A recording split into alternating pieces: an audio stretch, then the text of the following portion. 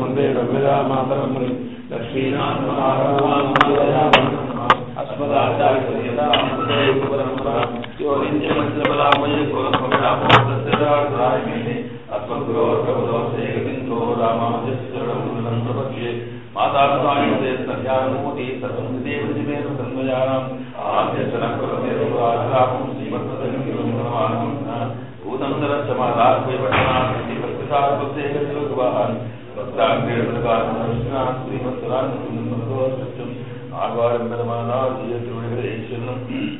శ్రీమచ్చిదారి గురుపాదరోజభక్తం సౌందర్యజాతవర వెంకటపుత్రం శ్రీమన్ను సింహగురులగ్రహస్సారం శ్రీ శ్రీనివాస గురుమన్మహమాశ్రయామ మకరే పుష్పనక్షత్రే జాతం వెంకటనందనం సింహాయ కృపాపాత్రం శ్రీనివాసమహం భజే కన్యాయాముత్తరాకాళజాతం రాఘవనందనం చక్షుష్టం శ్రీను సింహాయ గురుం భజే భారద్వాజకులముదేశం శ్రీమంతు సింహార్జునం తారప్రార్థానపట్టచరణం భోజాసుజోజ్జీవనం గ్రంథాచార్యరామదజ ప్రాప్తార్థసర్వోదయం శ్రీజప్రాప్తరధ్వని రంగసూరిం భజే శ్రీమచ్చదారిగురుక్తిబోధంకం నిజాతోర్వేంకటపుత్రం శ్రీమన్ృసింహగుళ్ళధ్రక్షాం శ్రీకృష్ణమారి గురుమన్మహమాశ్రయామ అస్మద్గురుభ్యో నమః శ్రీమతే రామానుజాయ నమః సమస్తపరివారాయ సర్వమంగళవిగ్రహాయ శ్రీకోటికాయ శ్రీమతే నారాయణాయ నమః ఓం కేశవాయ నమః ఓం నారాయణాయ నమః ఓం మాధవాయ నమః ఓం గోవిందాయ నమః ఓం విష్ణవే నమః ఓం మధుసూదనాయ నమః ఓం త్రివిక్రమాయ నమః ఓం వామనాయ నమః ఓం శ్రీధరాయ నమః ఓం శ్రీకేశాయ నమః ఓం పద్మనాభాయ నమః ఓం దామోదరాయ నమః రూక్ష్యాయ నమః నరసింహాయ నమః అచ్యుతాయ నమః సంజానదేవ శ్రీకృష్ణాయ నమః ఓం శ్రీకాయ నమః ఓం విదేశీ నమః ఓం నీలాదేవ్యై నమః ఓం గోదాదేవ్యై నమః సమస్త పరివారాయ సర్వమంగళ విగ్రహాయ పుణ్యజీవితే నారాయణాయ నమః అస్మద్గురుభ్యో నమః యోగగురుం గురుభిः సహ పూర్వైర్గురుకులోత్తమదాతుదారం శన్నో మిత్రస్యం వరుణః శన్నో భవత్వర్యమా శన్న ఇంద్రో బృహస్పతి శన్నో విష్ణురుక్రమः నమో బ్రహ్మణే నమస్తే వాయు త్వమేవ ప్రత్యక్షం బ్రహ్మాసి సత్యం వదిష్యామి సత్యం వదిష్యామి తన్మామవతు తద్భక్తారమవతు అవతు మాం అవతు భక్తారం ఓం శాంతి శాంతి శాంతి హరి ఓం సహనావతు సహనౌ భునక్తు సహ వీర్యం కరవావహై తేజస్వినావధీతమస్తు ఓం శాంతి శాంతి శాంతి అస్మద్గురుభ్యో నమః యోగగురుం గురుభిः సహ పూర్వకులోత్తమదాతముదారం దినగపత్యభిరామగుణేశం విశ్వయానగురుం చ భజేహం లోకాచార్యాయ గురవే కృష్ణపాదస్య సూనవే సంసారి భోగసంతస్తజీవ జీవాతవే నమః లోకాచార్యకృపాపాత్రం కౌండిన్యకులభూషణం సమస్తాత్మగుణావాసం వందే కురుకులోత్తమం నమశ్రీచైననాథాయ కుంతీనగరజన్మనే ప్రసాదలంతపరమప్రాప్య కైంకర్యచారిణే లోకాచార్యపదాంభోజరాజకం సాయితాంతరం జ్ఞానవైరాగ్యజరధిం వందే సౌమ్యవరం గురుం శ్రీశైలేర్దయాపాత్రం భక్తాదిగుణార్ణవం యతీంద్రప్రవణం వందే రమయ మాతరం మునిం ఆழ்வாரும் பெருமானார் திவ்ய திருவழிலே சரணம் பிடலோகாச்சாரிய திவ்ய திருவழிலே சரணம் ஸ்ரீமதே ராமானுஜாய நமः ప్రియపదియాయి శ్రీవైకుంఠ నికేతనాయి నిత్యముక్తానభావ్యనాయి నిరతిశయ ఆనంద యుక్తనాయనిక సర్వేశ్వరన్ను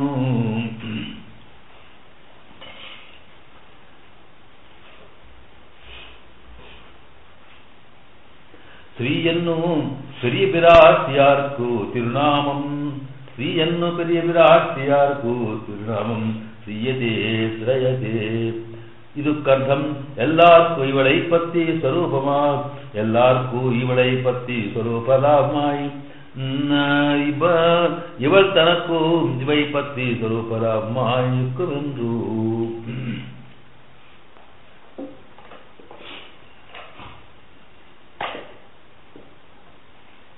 దీని కాలక్షేపంలో ద్వయ మంత్రం యొక్క విశేషాన్ని ఉపోద్ఘాతాన్ని మనం సేవించాం. మనకున్నటువంటి 3 రహస్యాల్లో 3 మంత్రాలు, వాటి లోపల ద్వయమంత్రం అనేది రెండవది. ఇది మూడవదేమో చరమశ్లోకము. ఈ ద్వయమంత్రము చరమశ్లోకము ఈ రెండింటిలో ద్వయమంత్రమే దీని తర్వాత అష్టాక్షరి తర్వాత ఎందుకు ఉండాలని వివరించుకోవడం జరిగింది. ఆ తర్వాత ఈ అష్టాక్షరి ఆచార్య ఉపదేశం వల్ల అష్టాక్షరి మంత్రాన్ని పొంది వైష్ణవత్వ సిద్ధిని పొందినవాడు ఎలా ఉండాలి, నిజంగా వైష్ణవుడు అంటే ఎవరు, ఎట్లా ఉంటే వైష్ణవుడు అంటాం మనం అనేది కూడా చెబుతూ, అది వాడి కులము జాతో దీన్ని బట్టి కాదు, వాడికి ఉండేటువంటి స్వభావము ప్రవర్తనను బట్టే ఆయన్ని వైష్ణవుడిగా చెప్పాలి తప్ప మరొక విషయం కాదని చెబుతూ ఆ వైష్ణవ లక్షణాలు 10 చూపించారు. ఆ 10ని ఎవరైతే 10 అయినా కనీసం అందులో కొన్ని అయినా సరే ఆ లక్షణాలు ఎవరైతే ఉంటాయో అలాంటి వాళ్ళకే ఈ ద్వయ మంత్రం యొక్క అనుసరించుకోవడం కాదు, ఉపదేశం పొందడం కానీ, దాన్ని సిద్ధి పొందడం కానీ కుదురుతుంది అని ముందు ద్వయమంత్రములకు అధికారి ఎవరో, ఎలిజిబిలిటీ ఎవరికి ఉంది అనే విషయాన్ని వారు ముందుగా వివరించి, అందులో ప్రధానంగా ఈ ద్వయమంత్రములకు అధికారికి కనీసం 2 లక్షణాలు ఉండాలి. ఒకటి అకించనత్వం, రెండవది అగతిత్వం. అకించన అనన్యగతి అని. అకించన అంటే ఏమిటి? నా దగ్గర కించన అంటే కొద్దిగా, అంటే పరమాత్మను పొందడానికి నా దగ్గర ఎలాంటి సాధనం లేదు. కించ అంటే ఏది అంటే భగవంతుడు తప్ప మరొకటి లేదు నా దగ్గర. అగతి అనన్య గతి అంటే ఏంటి? పరమాత్మ తప్ప మరొక గతి లేదు. గతి అంటే నేను పొందగలిగినటువంటి ఫలం, భగవత్ సేవ తప్ప నాకు ఇంకొకటి లేదు, ఆయన తప్ప మరొకటి ఇచ్చేవాడు లేడు అనే భావన కలిగి ఉండేవాడు మాత్రమే ఈ ద్వయమంత్రములకు అధికారి అని చెప్తున్నారు.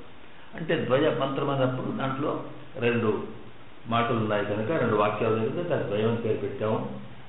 దీనికి శ్రీమన్నారాయణ చరణము శరణం ప్రపద్యే అనేది ఒక వాక్యం, శ్రీమతి నారాయణాయ నమః అనేది 2వ వాక్యం. ఈ 2 కలిపిన మంత్రానికి ద్వయమంత్రముని పేరు. ఇట్లా ఎందుకు ఈ అకించన అనన్యగతి ఈ 2 ఉండాలని ఎందుకు చెప్పారో దాన్ని కాస్త గుర్తు చేయడం కోసమే ఈ వాక్యాలకు ఉండే స్థూలమైన అర్థం, సామాన్యమైనటువంటి మీనింగ్ అర్థం ఏమిటో చెప్పారన్నమాట. మొదటి వాక్యానికి శ్రీమన్నారాయణ చరణము శరణం ప్రపద్యే అన్నప్పుడు శ్రీమన్నారాయణుడే వాడి సేవ అంటే వాడికే ప్రపత్తి చేస్తాను, వాడికి శరణాగతి ఇస్తాను. అదేంటి? నాకు శ్రీమన్నారాయణుడే ఏదైనా పొందించేవాడు, ఏది కావాలనుకున్నా శ్రీమన్నారాయణుడే సాధనము అని. అలాగే శ్రీమతి నారాయణాయ నమః దానికి స్థూలంగా అర్థం చెప్పారు, నేను కోరే ఫలమల్లా ఆ శ్రీమన్నారాయణ యొక్క సేవలోనే ఆనందం పొందడం. ఇది 2 మాటలు ఉన్నారు దాంట్లో. అంటే అదేమిటి? మనము అంటే భగవంతుడు కావాలనుకున్నప్పుడు వాడి అనుగ్రహం కావాలనుకుంటే ఆ అనుగ్రహం ఇచ్చేది భగవతత్వం దేనివల్ల వస్తుంది అని చర్చించుకొని, ప్రపన్నుడైన వాడు అంటే పరమాత్మ మీదనే సర్వభారం నుంచినటువంటి ప్రపత్తి కలవాడు ఎవరైతే ఉంటారో అలాంటి వాళ్ళకి ఇక్కడ ఇంకా వేరే సాధనము కాదు, ఆ భగవద్ అనుగ్రహమే వాడిని కలగజేస్తుంది అని అంటూ, ఇక్కడ పరమాత్మనే మనకు కావలసింది భగవంతుడు, భగవద్ అనుగ్రహం. ఆ భగవంతుడు మనకు సాక్షాత్కరించాలన్నా, పరమాత్మ యొక్క అనుగ్రహం రావాలన్నా అది కూడా వాడే ఇవ్వాలి, అంతే తప్ప మరొకటి లేదు అనే సిద్ధాంతం ప్రపత్తి సిద్ధాంతం. అంటే మనకి ఇది మనం కొత్తగా చెప్పేది కాదు. ఉపనిషత్తుల్లో పరమాత్మను పొందడానికి 2 మార్గాలు ఉన్నాయని చెబుతాయి. ఒకటేమో ఇది తాను స్వయంగా, ఒక వ్యక్తి తాను స్వయంగా సాధన చేసి పరమాత్మను పొందే ప్రయత్నం. రెండవది భగవంతుడే వీడిని అనుగ్రహించి వాడికి అనుకోని కృప వచ్చి, పరమాత్ముడు దయ ఎందుకు వస్తుందో వీడికి తెలియదు, దీన్ని నిర్హేతుక జాయమాన కటాక్షం అంటాం. ఏ కారణం లేకుండానే మన మీద వాడికి అయ్యో అనిపించింది అనుకోండి, వాడిని స్వయంగా సాక్షాత్కరిస్తాడు. ఇది 2 రకాల మార్గాలు ఉన్నాయి. అయితే ఈ రెండు మార్గాల్లో కూడా మొదటి మార్గంలో కూడా వారు సాధన కావాలనుకున్నప్పుడు ఆ సాధన ఎంత చేసినప్పటికీ కూడా ఆ సాధన కాదు వాడికి పరమాత్మ కనుక తెప్పించేది. వీడి సాధన చేస్తూ ఉంటే పరమాత్మకి అనుగ్రహం కలిగి వీడికి దర్శనం ఇవ్వాలి అనిపిస్తేనే అనిపిస్తాడు, లేకపోతే నువ్వు 1000 ఏళ్ళు సాధన చేయు భగవద్ దర్శనం కాదు. ఇది స్పష్టం అనేది మనకు తెలుస్తుంది ఇక్కడ. ఇది ఉపనిషత్తుల్లో 2 మాటలు చెప్తున్నాయి.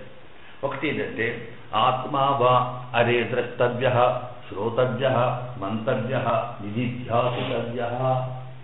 నీవు ఏం చేయాలి? ఆత్మను చూడదలుచుకున్నప్పుడు, పరమాత్మ యొక్క దివ్య దర్శనం కావాలనుకుంటే అతని గురించి ముందు శ్రోతవ్య మొదలు వినడం తెలుసుకోవాలి, విషయం ఏటో తెలియాలి. మంతవ్య విన్నదాన్ని బాగా మనసులో అనుకోవాలి. ఆ తర్వాత నిధిధ్యాసితవ్య, దాన్ని ఎంత అనుకుంటామంటే ఎప్పుడు దాని మీదే ఆలోచన అనమాట. ఏదైనా లోకంలో ఒక వస్తువు వింటాం, విన్న తర్వాత దాని మీద మనకు ప్రేమ కలుగుతుంది, దాని గురించి ఆలోచిస్తూ ఆలోచిస్తూ ఆలోచిస్తూ అదే మనం అంటాం. ఆ తర్వాత ఆ అలంకారంగా అదే మనకి మనలో కనిపించినట్టే అనిపిస్తుంది, వినిపించినట్టే అనిపిస్తుంది, చూసినట్టే అనిపిస్తుంది. ఇది మానసిక సాక్షాత్కారం అంటాం. పరమాత్మ తత్వం ఎప్పుడు కూడా ఈ లోకంలో మనకు మానసిక సాక్షాత్కారం తప్ప ఇట్లాగా పైకి కనిపించదు. ఇది స్పష్టం. కనుక ఈ మానసిక సాక్షాత్కారం యోగులకు జరిగేది అంతే, ధ్యానంలో జరిగేది అంతే, ఏం జరిగినా అంతే. ఈ మానసిక సాక్షాత్కారం నిధిధ్యాస అంటాం. కనుక నీకు మానసిక సాక్షాత్కారం పరమాత్మని కలగాలనుకుంటే ఆ భగవతత్వం ఏమిటో తెలియాలి. ఎందుకు తెలియదు అంటే, అనుకోకుండా పరమాత్మ కనిపించాడు అనుకుంటే ఎవడో మనకి ఎట్లా తెలియాలి? ఏముంటే పరమాత్మ అంటావు, ఓహో ఇది పరమాత్మ అని గుర్తరగాలి అన్నప్పుడు వినడం. విన్నదాన్ని ఊరికి మనసులో అనుకుంటే అదే మనసులో ఆ భావన నిరంతర భావన వల్ల మనకి ఒకసారి ఆ భగవతత్వం ఏ గుణాలు విన్నామో, ఏ లక్షణాలు విన్నామో, ఏ తత్వాలు విన్నామో అది మనకి రూప కల్పనలో కనిపిస్తూ ఉంటుంది. దానివల్ల మనకి భగవద్ ఆనందం కలుగుతుంది. కనుక ఇది ద్రష్టవ్య శ్రోతవ్య మంతవ్య అని ఇక్కడ తవ్య అనేటువంటి ఏ మాట ఉందో సంస్కృతంలో మస్ట్ మస్ట్ మస్ట్ అన్నమాట. అది చేయాలంటే you should do this, you should do that అని అట్లా ఇన్ని చేయాలి నువ్వు. అది శ్రవణంలో తప్పిపోయినా, మననంలో తప్పిపోయినా, ధ్యానంలో తప్పిపోయినా నీకు కుదిరేది కాదు. ఇన్ని చేసినా అయితే ఇక్కడ నువ్వు ఆ దాంట్లో కూడా మనము దానికి మన సిద్ధాంతంలో మనకి ఏమర్థం చేశారంటే, దానికి నువ్వు శ్రవణం చేయాలి, మననం చేయాలి, నిధ్యాసలు ఎట్లా చేయాలి తెలుసా అంటే, ఆత్మను నీవు ఆత్మను చూడాలనుకుంటే, పరమాత్మ యొక్క దివ్య అనుగ్రహం కలగాలనుకుంటే దాని గురించి విను, దాని గురించి ఆలోచించు, దాని గురించి ఊరికే మనసులో పెట్టుకుని దాన్ని ధ్యానం చెయ్యు అనేదేమో ఒక అర్థం చెబుతారు మిగతా వాళ్ళు. కానీ మన వాళ్ళని చెప్తారంటే ఇక్కడ ఆత్మావారే ద్రష్టవ్య, ఆత్మను చూడాలనుకున్నప్పుడు అట్టగాలంటే అశ్రోతవ్య మంతవ్య నిధిధ్యాస్తవ్య యథా. ఎట్లా అంటే ఆత్మ ద్రష్టవ్య అంటే నీవు వినేది శ్రవణం చేసేది ఉందో పరమాత్మ తత్వాన్ని గురించి నువ్వు శ్రవణం చేస్తూ ఉంటే ఎట్లా అనిపించాలంటే ఆత్మ సాక్షాత్కారం కలిగినట్టే అనిపిస్తూ ఉండాలి. అటువంటి శ్రవణం కావాలి, అలాగే ఊరికే మరణం కావాలి, అలాగే ఊరికే దాంట్లో నీవు ధ్యానం చేస్తూ ఉంటే అప్పుడు నీకు మానసిక సాక్షాత్కారం కలిగేంతగా ధ్యానం చెయ్యు అని ఇక్కడ మన వాళ్ళు చెప్తారు. మొత్తం ఏది చేసినా దీంట్లో ఒక ముఖ్యమైన అంశం ఏమిటి, మనకు కావలసింది భగవత్ సాక్షాత్కారము, ఆత్మ సాక్షాత్కారము. మన వాళ్ళు అద్వైతంలో ఆత్మ సాక్షాత్కారం అంటారు. ఎందుకంటే ఆత్మ అంటేనే పరమాత్మ, వాడికి ఇంకో లోపల జీవాత్మ తప్ప ఇదే పరమాత్మ అనే దృష్టి కనుక ఈ ఆత్మ సాక్షాత్కారం అంటారు వాళ్ళు. మనము అసలు ఆత్మ సాక్షాత్కారం ఎవరికి కలగాలి అంటే వీడు వేరే ఉండాలి కదా, లేకపోతే ఎవరికి కలుగుతుంది? అది సరే, ఆ తత్వంలోకి మనం వెళ్ళాల్సిన అవసరం లేదు. ఇక్కడ ఏంటంటే ఈ జీవికి పరమాత్మ సాక్షాత్కారం కలగాలనుకున్నప్పుడు చేసేవాడు వీడు, పొందవలసిన వాడు కనుక వీడి సాధన ద్వారా పొందవచ్చు. అయితే ఆ పొందేది కూడా ఎందుకంటే ఒకటి ఫలించే కారణం ఏంటి? అందరి చేతాన్ని గంటల తరబడి లేకపోతే రోజుల తరబడి విశ్వామిత్రుడు ఎన్ని ఏళ్ళు తపస్సు చేసినాడు, ఇటు పోయినాడు, తూర్పు దక్షిణం ఉత్తరం ఎక్కడ పోయినా అన్ని ఆటంకాలే. ఇలాగా అందుకొరకు అటువంటి స్థితి రావచ్చు కూడా. కానీ ఏది చేసినా వాటి అనుగ్రహం వస్తేనే అది వస్తుంది. ఇది చాలా సిద్ధాంత విషయం. దీనికి మరొక చోట ఉపనిషత్తులో ఏమైవ ఏషవృతే తేన లభ్య తస్మై వివృతే తనూవం స్వాం అని మరొక చోట ఉంది. తేన ఏష వృణితే, ఎవరినైతే ఈ పరమాత్మ భరిస్తాడో అంటే ప్రేమిస్తాడో వాడికి వాడే జరుగుతాడు. తేన లభ్య సతన్ వివృతే తనూవం స్వాం. తనుంటే తనకుండేటువంటి సకల తత్వానంతా తానే దర్శింపచేస్తాడట. అర్జునుడికి కృష్ణ భగవానుడు తాను విశ్వరూప దర్శనం చేశాడు. నువ్వు ఎట్లా ఉంటావు అంటే ఒకసారి చూపించాడు కదా. విశ్వరూప దర్శనం చేయించేటప్పుడు కూడా అర్జునుడు అన్నాడు, నేను ఎట్లా ఉంటావో చూడాలనుకుంటున్నాడు. అంతసేపు చెప్పాడు అక్కడ దాకా, ఏకాదశి అధ్యాయం దాకా కూడా తన తత్వం అంతా చీరి చెప్పాడు. చెప్పేటప్పటికి అర్జునుడికి ఏమనిపించింది, అయ్యో అట్లాగా స్వామి నువ్వు ఎట్లా ఉంటావో చూడాలనిపించింది. ఎందుకంటే ప్రాక్టికల్గా ఎట్లా చూడాలి, నాకు అనిపించదు ఇంత వింటే తర్వాత ఎట్లా ఉంటాడో చూడాలనిపించింది. అనిపిస్తుంది, సరే చూస్తావా, చూడు చూడు చూడు అన్నాడు. ఇదిగో అర్జున చూస్తున్నావా, అర్జున చూస్తున్నావా అన్నాడు. ఏం చూస్తాను, నాకేం కనిపించలేదు, నాకేం కనిపిస్తలేదు స్వామి అని అడగా. ఏం కనిపిస్తలేదు అంటే అవునవును తప్పనిది కాదు. ఎందుకంటే నీవు ఈ కన్నుతోటి భౌతికమైనటువంటి నేత్రంతో ఈ కన్నుతోటి నువ్వు నన్ను చూడలేవు. నా యొక్క దివ్యతత్వాన్ని చూడాలనుకుంటే నీకు దివ్యం దదామి, దివ్యం చక్షు దదామితే అంటే ఒక ప్రత్యేకమైన ఇంతకన్నా ఒక దివ్యమైనటువంటి నేత్రాన్ని ఇస్తేనే నువ్వు చూడగలుగుతావు, లేకపోతే లేదు. ఇది నాకు తెలుసు. ఎందుకంటే ఒక వస్తువు చూడాలన్నప్పుడు మనకు సాధారణంగా బయట ఉన్నటువంటి కళ్ళు, చెవులు, ముక్కు ఇవన్నీ కూడా ఇంద్రియాలు దేనికి ఇచ్చాడు అని ఉపనిషత్తు బాగా చర్చించి మనకి దాంట్లో చెబుతుంది. పరాంచి ఖాళీ అంటే సాధారణంగా ఇవన్నీ బయట ఉన్నటువంటి వస్తువులు చూడడానికి మాత్రమే ఇచ్చినాయట.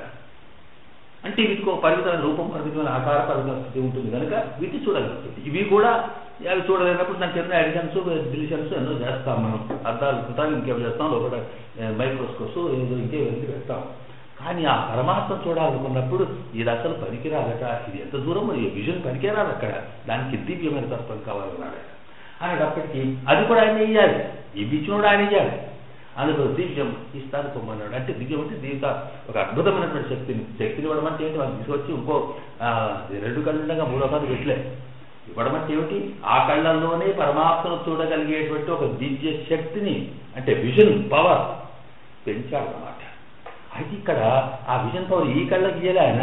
మనకు కళ్ళు 2 కనుకుందే, 2 కళ్ళు అంటే ఏంటి, ఇవి కావు, ఇవి 2 కళ్ళు కావు, ఇవి 2 కళ్ళు ఒకటే, ఇవి 2 వేరే వేరే ఇంకేం కనిపిస్తుందండి. అదొకటి అవుతుంది, ఇదొకటి అవుతుంది, అట్లాగా అవుతాయి. 2 కళ్ళు ఒకటే. కానీ 2వ కళ్ళు లోపల ఉంది అంతర్దృష్టి, మనస్సు ద్వారా కళ్ళు మూసుకుని కూడా చూస్తాను కనుక పై దృష్టికి ఇవి, లోన దృష్టికి అంటే దాని శక్తిని పెంచాడు. ఆ రకంగా తాను విజయం చూడగలరు. ఏం చూస్తున్నావు అట్లా లేకపోతే బయటకు వెళ్ళి చూస్తే మొత్తం కౌరవంతా చూడదు, ఒక్కట్లో తప్ప ఇంకొక కనిపించలేదు. అలా చెప్పాడు, ఇది చూశారు వచ్చేప్పటికి సరే బాగానే ఉంది. ఆ చూసేటప్పుడు ఈ దివ్య చక్షు అయితే ఇచ్చాడు, తద్వారానే దర్శనం చేసుకోగలిగినాడు. చేసుకున్న తర్వాత ఇక అంతా చూసి తెలియదు రూపేణ అటువంటి అక్కర్లేదు స్వామి అని ఎట్లా చెప్పాడు. ఇక్కడ పరమాత్మ అంటే ఏమిటి, ఆ దివ్య దర్శనం అనేది ఇది కనిపిస్తలేదా అయితే పో అని అనకుండా అట్లాగా దివ్య చక్షువును పెట్టాక వాడి అనుగ్రహం వస్తే వాడు ఏదైనా తాను వస్తాడు, తను చూపిస్తాడు, చూడగలిగిన శక్తిని ఇస్తాడు. ఏమైవయేష పడితే సత్యేన లభ్య. అందువల్ల ఎవడు చూపిస్తాడు వాడి ఇష్టం, సెలక్షన్ వాడిదే. మరి ఎందుకు చేస్తాడు అని ఎందుకు నాకు అక్కర్లేదు. ఎందుకంటే అండి మనం సాధారణంగా ఒక క్లాత్ షాప్లోకి వెళ్ళామనుకోండి, బట్టల దుకాణాలు వెళ్తే ఇట్లా చూసి ఇది బాగుందా, ఇది ఆ చీరని చూడుతుంది, ఆ చీరని ఎందుకు తీసుకోవాలి, ఏ విధంగా ఏమున్నాయి ఆ కారణాలు, ఎక్స్ప్లెనేషన్ ఏముంటుంది. దాన్ని ఎదువరకు ఎంతో మంది నాకు వద్దు పారేటక్కడ లేదు. కానీ దీనికి చాలా సంతోషం. దీనికి కారణం ఏంటి, నిర్హేతుకం, ఏదో అట్లా అనిపించింది, అట్రాక్షన్ తీసుకున్నాం అంతే. ఇది పరమాత్మత్వం అంతే. ఇంత కూర్చుంటే ఎవరి మీద ఒకరి గుర్తున్నా ఇది ఆ శక్తి ఇచ్చేస్తారని అర్థం అయిపోయింది. కనుక ఏమైవ చేసే వృత్తి సతీన లక్ష్య సవివృత్తి తస్మై వృత్తి చదువుతాను మొత్తం తత్వానంతా చెప్పగలుగుతాడు. అది ఇది 2వ పద్ధతి. అయితే దీంట్లో ఒకటి ఏంటంటే, అయితే అటువంటప్పుడు మరి ఎవరికి వస్తున్న చూసి కాదు, అయితే మనం ఏం చేయాలి దానికి అన్నప్పుడు ఇక్కడ ఏమన్నారు అంటే ఏమిటి, ఎవరైతే ఈ అంటే పరమాత్మ అనుగ్రహం రావాలంటే వృణిత్యాలుగా భరించాలంటే అర్థం ఏంటండి, ఎవరైనా మనం భరించాలి లేక ఒక అబ్బాయిని అబ్బాయిని భరించాలనుకుంటే అది ఎట్లా ఉండాలి, కండక్ట్ ఉంటుంది కదా, భరించేట్టుగా ఉండాలి. అంటే ప్రవర్తన ముఖ్యం. నువ్వు సాధన కాదు అక్కడ, నీవు పరమాత్మ యొక్క అనుగ్రహాన్ని మీద రాగలిగేటువంటి స్థితిలోనూ ఉండాలి. అది ఎప్పుడు అంటే అకించన జగతి, ఇది ఇలాంటి స్థితి కలవాడు అన్నమాట. కనుక ఈ రకంగా పరమాత్మ దివ్యతత్వం పొందడానికి తానే అనుగ్రహిస్తాడని. ఇప్పుడు ఏమవుతుంది, భగవంతుని పొందాలనుకుంటే వీడు ఏం చేయలేదు, వాడి అనుగ్రహం వచ్చింది, వాడే కల్పించినాడు. అందువల్ల పరమాత్మ శాసన ఏమిటి ఇక్కడ మనకు ఉండవలసిన ఉపాయం ఏమిటంటే భగవంతుడే, వాడి అనుగ్రహం, వాడు మనకు కావాల్సింది ఏంటంటే భగవంతుడే. ఇలాగ పరమాత్మనే ఉపాయం, పరమాత్మనే ఉపేయము. ఉపేయం అంటే పొందగలిగేది. అతనే ఫలము, అతనే సాధన అనుకునేవాడు ప్రపన్నుడు. ప్రపత్తి అంటే అలాగా ఇదేనమాట. ఇక తర్వాత అలా కాదు, ఎందుకంటే నేను సాధించి పరమాత్మ పొందగలుగుతాను. ఋషులు తపస్సంపన్నులు ఉన్నారు కదా, వాళ్ళంతా కూడా భక్తులు, సాధకులు. కనుక ఈ రెండు మార్గాల్లో ఇక్కడ ఈ ప్రపన్నునికి మాత్రమే ద్వయము. ద్వయమంటే శ్రీమన్నారాయణ శరణవు శరం ప్రపంచే శ్రీమతే నారాయణ నమః అంటే అర్థమే. దీనికి నువ్వు సాధించేది ఏమీ లేదు, వాడి మీదనే మొత్తం అప్పగించాం. అయితే ఇక్కడ ప్రపత్తి అంటే ఆయనకే సర్వభాగం వదలడం అంటే దానికి కొన్ని కండిషన్స్ ఉన్నాయి. ఎట్లా అంటే షడ్విధ శరణాగతి అని శాస్త్రం చెబుతుంది. ఆ శరణాగతి చేసేవాడికి 6 రకాలుగా క్వాలిఫికేషన్స్ ఉండాలి. ఒకటి ఏంటంటే ఆనుకూలస్య సంకల్ప, ప్రాతికూలస్య వర్జనం.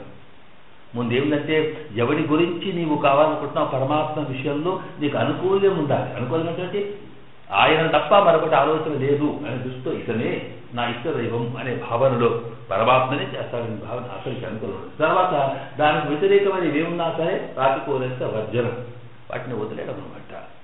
అలాంటి అని పట్టించుకో. వదలడం అనేటప్పటికి మనం దృష్టి ఎప్పుడు రావాలి, వదలడం అనేటప్పటికి వస్తుత వదలడం ఎప్పుడు కాదు, దానికి బుద్ధి వదలడం అనమాట. ఎక్కడ పారేస్తాం, వస్తువు ఉంటుంది, దాని మీద మనసు పెట్టకపోవడం అనేదనమాట. అది నాకు కావాలని ఆలోచించకపోవడం. ప్రాతికూల్యం చేస్తే వర్జనం, అది రక్షిష్యది ఇది విశ్వాస. ఎవడైతే మనం పట్టుకున్నామో వీడే తప్పనిసరిగా కాపాడతాడు. ఇప్పుడు ఎవరి దగ్గరికైనా పోయి పని కావాలనుకున్నాను కూడా లోకాల్లో, అయ్యా నువ్వు తప్ప నాకు ఒక్కోని చేయడు అని. ఆ తర్వాత మరో దగ్గరికి వీడి దగ్గరికి వాళ్ళ దగ్గరికి పోయినామనుకో, వీడు పట్టడు వాడు పట్టడు. కనుక ప్రతికూల చేస్తే వర్జనం, మంచి వాడు వాడితో పట్టుకోవాలి. అట్లాగే రక్షిష్యతి ఇది విశ్వాస, వీడు తప్పకుండా కాపాడుతాడు అనేటువంటి నమ్మకం ఉండాలి. ఆ తర్వాత గోప్తృత్వర్ణంతధ, రక్షిస్తాడు అని కాకుండా మనం పోయి రక్షించు స్వామిని అడగాలి. అడగకపోతే కూడా ఆయన తెలిసి ఉన్న అడగంది వాడు చేయడట. అడగంది ఎందుకు చేయడు అంటే నువ్వు చేసిన తర్వాత ఆయన బతుకోమంటే. అమ్మా అని అన్నం పెట్టమని ఆకలిస్తుంది పిల్లలు అడిగితే పెడితే తింటారు తప్ప తల్లి అయ్యో కొడుక ఒకటి గంట ఇంకా తినకపోతే పెడితే తినకపోవచ్చు. తల్లికి పెట్టాలని ఉన్నప్పటికీ కూడా పిల్లలు రిజెక్ట్ చేయవచ్చు. అదే కదా, అందువల్ల ప్రపత్తి అంటే ఏం లేదు, స్వప్రవృత్తి నివృత్తి ప్రపత్తి అంటే నీ యొక్క ఆ వచ్చేదాన్ని అడ్డగించడం నుడే ప్రపత్తి. నువ్వు చేతులు అవసరం లేదు, నీ దగ్గరికి వస్తే కూడా నేను ఎప్పో అని పంపించకపోతే చాలట.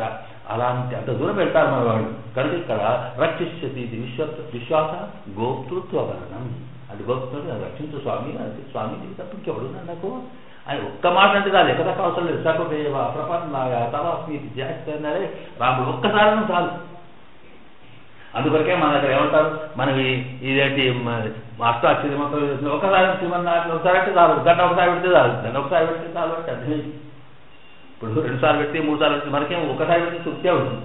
ఎందుకంటే ఒకసారి ఇట్లా సంతోషం వచ్చాక పెడతాం అయినా కానీ సరే అది లేక. ఎందుకంటే ఒక్కసారి పెడతామంటే ఒక్కసారి పెడితేనే వాళ్ళ అర్థం వస్తుంది. ఇక 2 సార్లు పెట్టే అంత పెద్ద లెక్క లేదు. ఊరికే పెట్టే వరకు అంటే అర్థం ఏంటన్నమాట, వాడికి నమ్మకం లేదండి. ఒకసారి పెడితే మళ్ళీ ఏం చేస్తాడు, మరోసారి పెడితే సకృదేవ ప్రపన్నాయ ప్రపత్తి నీకు విశ్వాసం ఉంటే ఒకసారి చాలు చూస్తానంటాడు ఆయన. ఇది విశ్వాసానికి లక్షణం.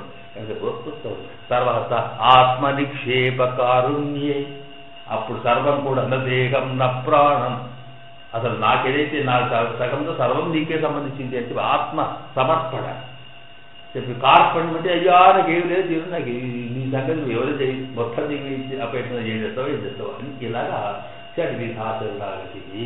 ఎవరి గురించి అయితే మనం ఉంటామో వాడి మీద వాడికి అనుకూలంగా ఉండడం, వాడికి వ్యతిరేకమైన వాటి గురించి మనం పట్టించుకోకపోవడం, వాడే రక్షకుడు అనుకోవడం, స్వామిని రక్షించమని కోరడం, ఆ తర్వాత అకించన అనన్యగతి అనేటువంటి ఆత్మ నిక్షేపం అంటే ఇంకా నాకేం తెలియదు అంతా నీకు సమర్పిస్తున్నాడు భావన కలిగి ఉండడం, ఇది ప్రపత్తి. ఈ ప్రపన్నునికి ఉండవలసిన లక్షణాలే ఇక్కడ అకించండి కనుక వాడికే ఇది శ్రీమన్నారాయణ శరణవు శరణం ప్రపంచే శ్రీమతే నారాయణ నమః జయమంతం అంటే ఏమిటి ఇదన్నమాట. ఇక ఇప్పుడు 2 మార్గాల్లో ఏదో ఒకటి మార్గం ఎన్నుకోవచ్చు. మన పద్ధతి మన సంప్రదాయకులు ఆడవాళ్ళు ఆచార్యులు భక్తిని గురించి చెప్పినా అందరూ కూడా ఇది భక్తి అని చాలా కష్టం. అది ఆ సాధన సంగతి పక్కకు పెట్టేసి హాయిగా పరమాత్మ అనుగ్రహం కోసం చూస్తే వాడే చేస్తే అనుకున్నది ఎంత నిశ్చింతగా అవుతుందో భరణ్యాసం అని చెబుతూ దానికి ఒక ఆళ్వాళ్ళ శ్రీ సూక్తి వ్యాఖ్యానం చేసేటప్పుడు మన పెద్దలు కథ చెప్పారు. అక్కడ పూర్వంలో వాడు కూడా పురాణాలతో కథ చెప్పుకునేవాడు కాలక్షేపానికి. అక్కడట ఏంటంటే సామాన్యంగా మనము సాధించి పరమాత్మను పొందాలి అని అనుకోవడమును ఆ తర్వాత పరమాత్మ అనుగ్రహమే వస్తే ఏం జరుగుతుంది అని దానికి ఇప్పుడు మనం సాధించామనుకోండి సాధన చేసి చేసి చేసి బాగా తపస్సు చేసేస్తే ప్రవర్తన కనిపిస్తుంది ఎంత కనిపిస్తాడంటే నీవు ఎంత సాధన చేస్తావో గంతే ఫలం కష్టం ఎంత చేస్తే ఫలం గంట లేదు అదిచ్చదే కావాలనుకున్నప్పుడు ఆ నిన్నదంతా ఇస్తుంది అది దానికి తేడా అనట కనుక ఒక ఉదాహరణ చెప్తూ వాళ్ళు ఏమన్నారు ఒకనాట సామాన్య ఒక సముద్రం ఒడ్డుకు ఒక చింత చెట్టు ఉందట ఆ చింత చెట్టు కింద అక్కడ కూర్చొని ఏం చేస్తున్నాడంటే అక్కడ ఒకసారి సముద్రాన్ని నిల్చున్నాడు ఇంత సముద్రం ఇక్కడ చూసా అబ్బా ఎంత పెద్ద జాగా ఇదేం కదా ఇంత సముద్రం ఇన్ని నీళ్లుంటే ఈ నీళ్ళన్నీ ఒకవేళ పోయినాయి అనుకో ఎంత జాగా ఉంటుంది మొత్తం ఎకరాల కొద్ది స్థలం ఈ ఎకరాల స్థలంలో మనం ప్లాట్లెట్ అంటే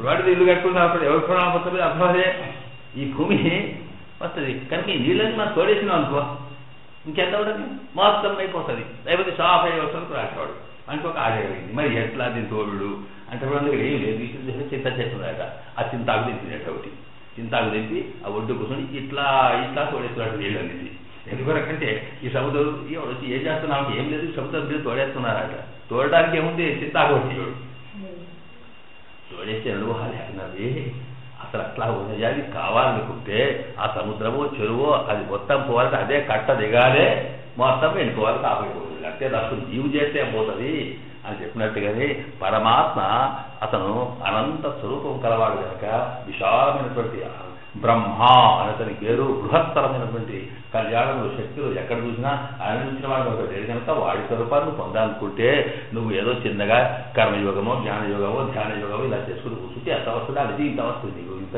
ఏముంది వస్తుంది నిజమే అది అక్కడికంటే సంతోషం వచ్చేదాకా వచ్చింది ఏమొచ్చింది నీకు కనుక అని చెబుతూ ప్రపత్తి ఇంకంతగా అందువల్ల ఏం చేసినా చేసేది చెయ్యు అది ఎందుకు చెప్తారు మళ్ళీ అక్కడ మరి ఇట్లా అయితే శాస్త్రాలని కూడా కర్మయోగం జ్ఞానయోగం భక్తి యోగం ఇవన్నీ ఎందుకు చెప్పింది అంటే ముందు వస్తుంది మనకి దాన్ని ఎట్లా ప్రపన్నుడికి కూడా అవసరమే కానీ ఎట్లా చేయాలి అని తర్వాత చెప్తారు అనుకోండి కనుక అలాంటి వాడికి ద్వయ యొక్క లక్షణం చెబుతూ ద్వయ అనుసంధానం చెప్పేటప్పటికి ఇక ఇప్పుడు సరే మరొక అంశం మనం ఇంకొకటి విన్నాం అక్కడ ఏంటంటే సరే ఇది నిజమే కానీ మరి ఇవన్నీ కూడా శాస్త్రాల్లో చెప్తున్నాయి కదా వేదాల్లో చెప్తున్నాయి తర్వాత పురాణాలు చెప్తున్నాయి మన శ్రీమంత్రాల్లో కూడా నీకే పరమాత్మ నువ్వు తప్ప ఓం ఓం అంటే ఈ జీవాత్మ పరమాత్మకే సంబంధించింది అనేటువంటి స్వరూపం చెప్పినాం ఇవన్నీ జరిగిన తర్వాత మళ్ళీ ఈ ద్వయమంత్రం ఏమిటి దీంట్లో ఏమిటి ప్రత్యేకత అనేటప్పటికీ నిన్న విన్నాం కదా మనం దాంట్లో ఏంటంటే సాధారణంగా మిగతా ఏమో పరమాత్మకే సంబంధించిన వాడు పరమాత్మకే చేయాలనుకుంటే ఆ పరమాత్మ దగ్గరికి నువ్వు చేయాలనేవాడన్నా నువ్వు ఆచార్యముఖత అష్టాక్షరి మంత్రాన్ని పొందావు సరే నీకు తెలిసిపోయింది భగవతత్వాన్ని అడ్డు చేస్తూ ఉంటే ఆ పరమాత్మ దాకా వెళ్ళాక కూడా ఆ భగవంతుని అనుగ్రహం అనేది ఒకటి ఉంటుంది ఆయన దయ అనేది ఒకటి ఉంటుంది ఆ దయకే లక్ష్మీ అని పేరు అమ్మవారి యొక్క పురుషకాలం ఉంటేనే ఆవిడ చెప్తేనే ఆ స్వామి యొక్క అనుగ్రహం వస్తుంది లేకపోతే రాదు అదే చెప్తాను ఇక్కడ మనకు ఒట్టి మాటల్లో వింటేనేమో ఇదేంటి మళ్ళీ అక్కడ స్వామికి భార్య భర్తలు ఈ సంబంధం ఇదంతా ఇక్కడ కూడా అక్కడ కూడా మళ్ళీ అనేక పంచాయతీ అనేటువంటి ప్రశ్న మనకు వస్తూ ఉంది కానీ ఎందుకు చెప్తారు ఇట్లా అంటే మనం సంసారంలో ఉండేవాళ్ళం కనుక ఈ సంసారంలో ఉండేటువంటి తత్వాలు శుభ్రంగా పరమాత్మ ఇట్లా అర్థం కాదు మనకి అనుభవంలో ఉన్న వాటినే ఇట్లా చెప్పితే ఓహో ఇది ఇట్లరా అని అర్థమవుతుంది కనుక అప్పుడు లక్ష్మీదేవిని భార్యగా స్వామిని భర్తగా చెప్తే ఆ అమ్మవారి చెప్తే ఎవరి ఇంట్లైనా ఎవడైనా కానీ ఆమె చెప్పినట్టే వింటాడు కనుక అట్లాగే ఇవి చెప్పినట్టే వింటాడు అని అర్థం చెబుతున్నారు వాస్తవానికి లక్ష్మీ శ్రీదేవి అంటే ఎవరు అంటే కరుణారూపిణి సమస్త జననీం వందే చైతన్య సన్నిధాయిని తీయసీం శ్రీనివాస కరుణారూపిణి అని కరుణ అంటే భగవంతుని యొక్క కరుణ దయనే అమ్మవారి లాంటిది అని చెబుతూ ఆ దయ వస్తే ఆయన ఏదైనా చేస్తారు దయ లేనప్పుడు ఆయన ఏం చేయలేడు కనుక మనకి ఎవరికైనా సరే దయ అంటాడు కోపం వచ్చినట్టు వాడు ఏం చేస్తాడు కనుక ఆ దయాన్ని గుండెని విడిచిపెట్టి ఉండకుండా ఉండాలి అనేది ఇక్కడ తత్వం అంటే పరమాత్మ అనుగ్రహం వచ్చినప్పుడే భగవద్ అనుభవం మనకు వస్తుంది అని అర్థం అనుగ్రహమే లక్ష్మీదేవిగా చెప్పి లక్ష్మీదేవి యొక్క పురుషకారం కావాలన్నారు పురుషకారం అంటే నిన్న విన్నామా పురుషకారం అంటే ఒక సిఫారసు అని రికమెండేషన్ అని కోరు అంటే అధికంగా ఇచ్చేవాడుగా వాడిని చేస్తుందని వాడిని పురుషునిగా చేస్తుందని ఇవన్నీ అనుకుంటున్నా చెప్పాము ఇక వాటి తర్వాత ఇక ఇప్పుడు ఆ లక్షణాలు కలిగినటువంటి పేరు అమ్మవారికి ఏం పేరు అంటే శ్రీ అని పేరుట శ్రీమన్నారాయణ. ఇప్పుడు ఇక్కడ చూడండి, ఇప్పుడు రెండు వాక్యాలకి ఏమర్థం? ఒక వాక్యానికి ఒక అర్థం చెప్పారు, రెండో వాక్యానికి రెండో అర్థం చెప్పి, అంటే మొదటి వాక్యం వల్లేమో పరమాత్మనే ఆయనకే నేను శరణు వేస్తున్నానడం, రెండవది ఆయన కోసమే ఆయన సేవలోనే నాకు ఆనందం ఉందని రెండో వాక్యం శ్రీమతి నారాయణ అని చెప్పిన తర్వాత ఇది వాక్యమును బట్టి అర్థం. కానీ ఆ రెండు వాక్యాన్ని కూడా కొన్ని పదాలుగా మారుస్తున్నారు. ఇక్కడ అర్థం చెప్పేటప్పుడు పదాలు అక్షరాల కింద చెప్పాలి కదా, అష్టాక్షరం చెప్పినట్టే. అందుకొనికే షట్, ఇక్కడ షట్ పదం ద్విఖండోయం. ఇది ఏదైతే షట్ పదం అంటే దీనికి రెండు భాగాలుగా ఉన్నటువంటి ఇది షట్ పదం అంటే 6 పదములు కలిగి ఉండట. 6 పదములు ఏంటి? శ్రీమన్నారాయణ చరణవు అనేది ఒకటి, శరణం రెండవది, ప్రపద్యే మూడవది.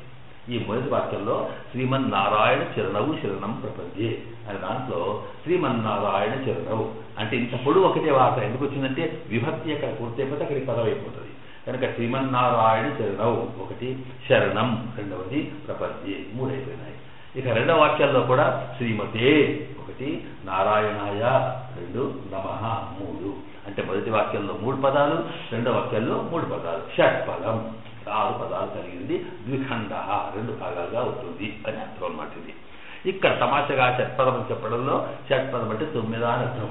9కి 6 కాళ్ళు ఉంటాయట. 6 కాళ్ళు ఉన్నటువంటి 9 ఎలాగా పుష్పంలోని తేనెను తాగడానికి మత్తైపోతారు, ఆనందంగా అందులోనే లీనమై అక్కడే ఉంటుందో,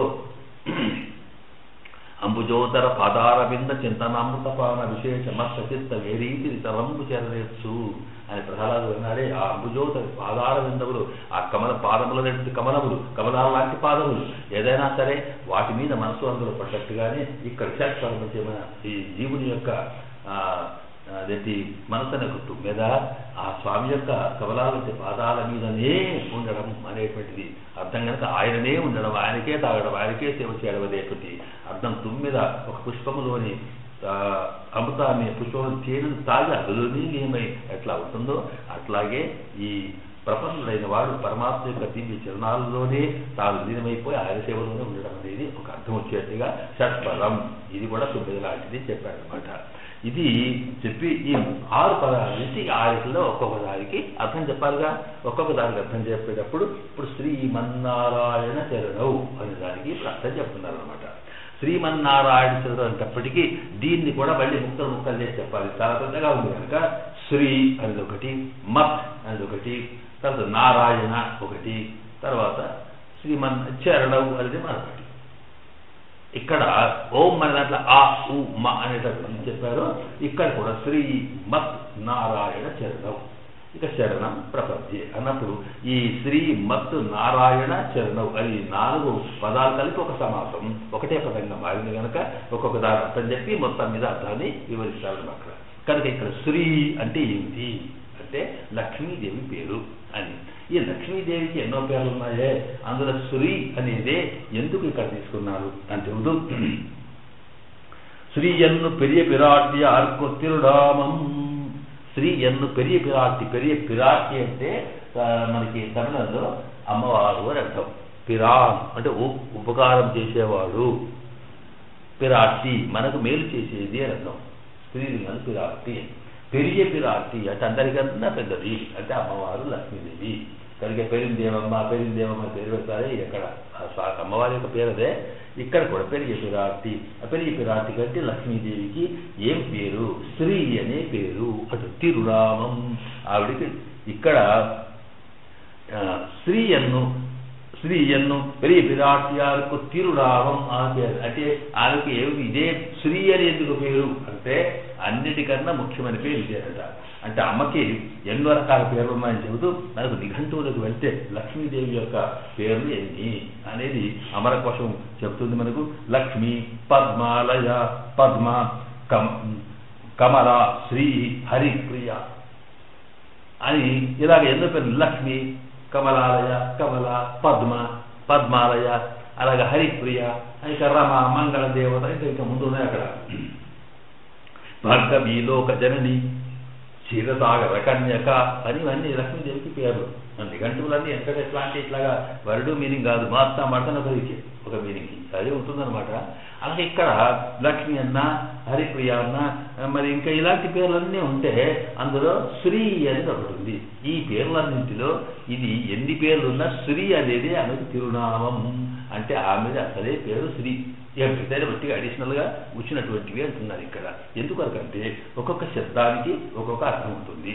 అర్థం అనేది దాని వ్యుత్పత్తిని బట్టి దానికి లక్ష్మి అంటే లక్ష్మ గుర్తు, పరమాత్మకి గుర్తుగా ఉంటుంది కనుక లక్ష్మి అని. హరిప్రియ అంటే దానికి బాగా ప్రియురాలైనటువంటిది. ఇలా చెప్పేటప్పుడు ఏమైపోయింది, కొన్ని పార్ట్స్ మాత్రమే చెప్తాయి కానీ టోటల్గా ఎట్లాగైతే మరి పరమాత్మకి ఎన్ని పేర్లున్నా నారాయణ అనే మాటలోనే సకల తత్వం ఎట్లా వచ్చిందో అమ్మవారి దాంట్లో కూడా అన్ని పేర్లున్న శ్రీ అనేది అసలు ఆదుకునేవలసినటువంటి మొత్తం లక్ష్మీ తత్వాన్నంతా కూడా అన్ని క్వాలిటీస్ని చెప్పగలిగే మాట శ్రీ.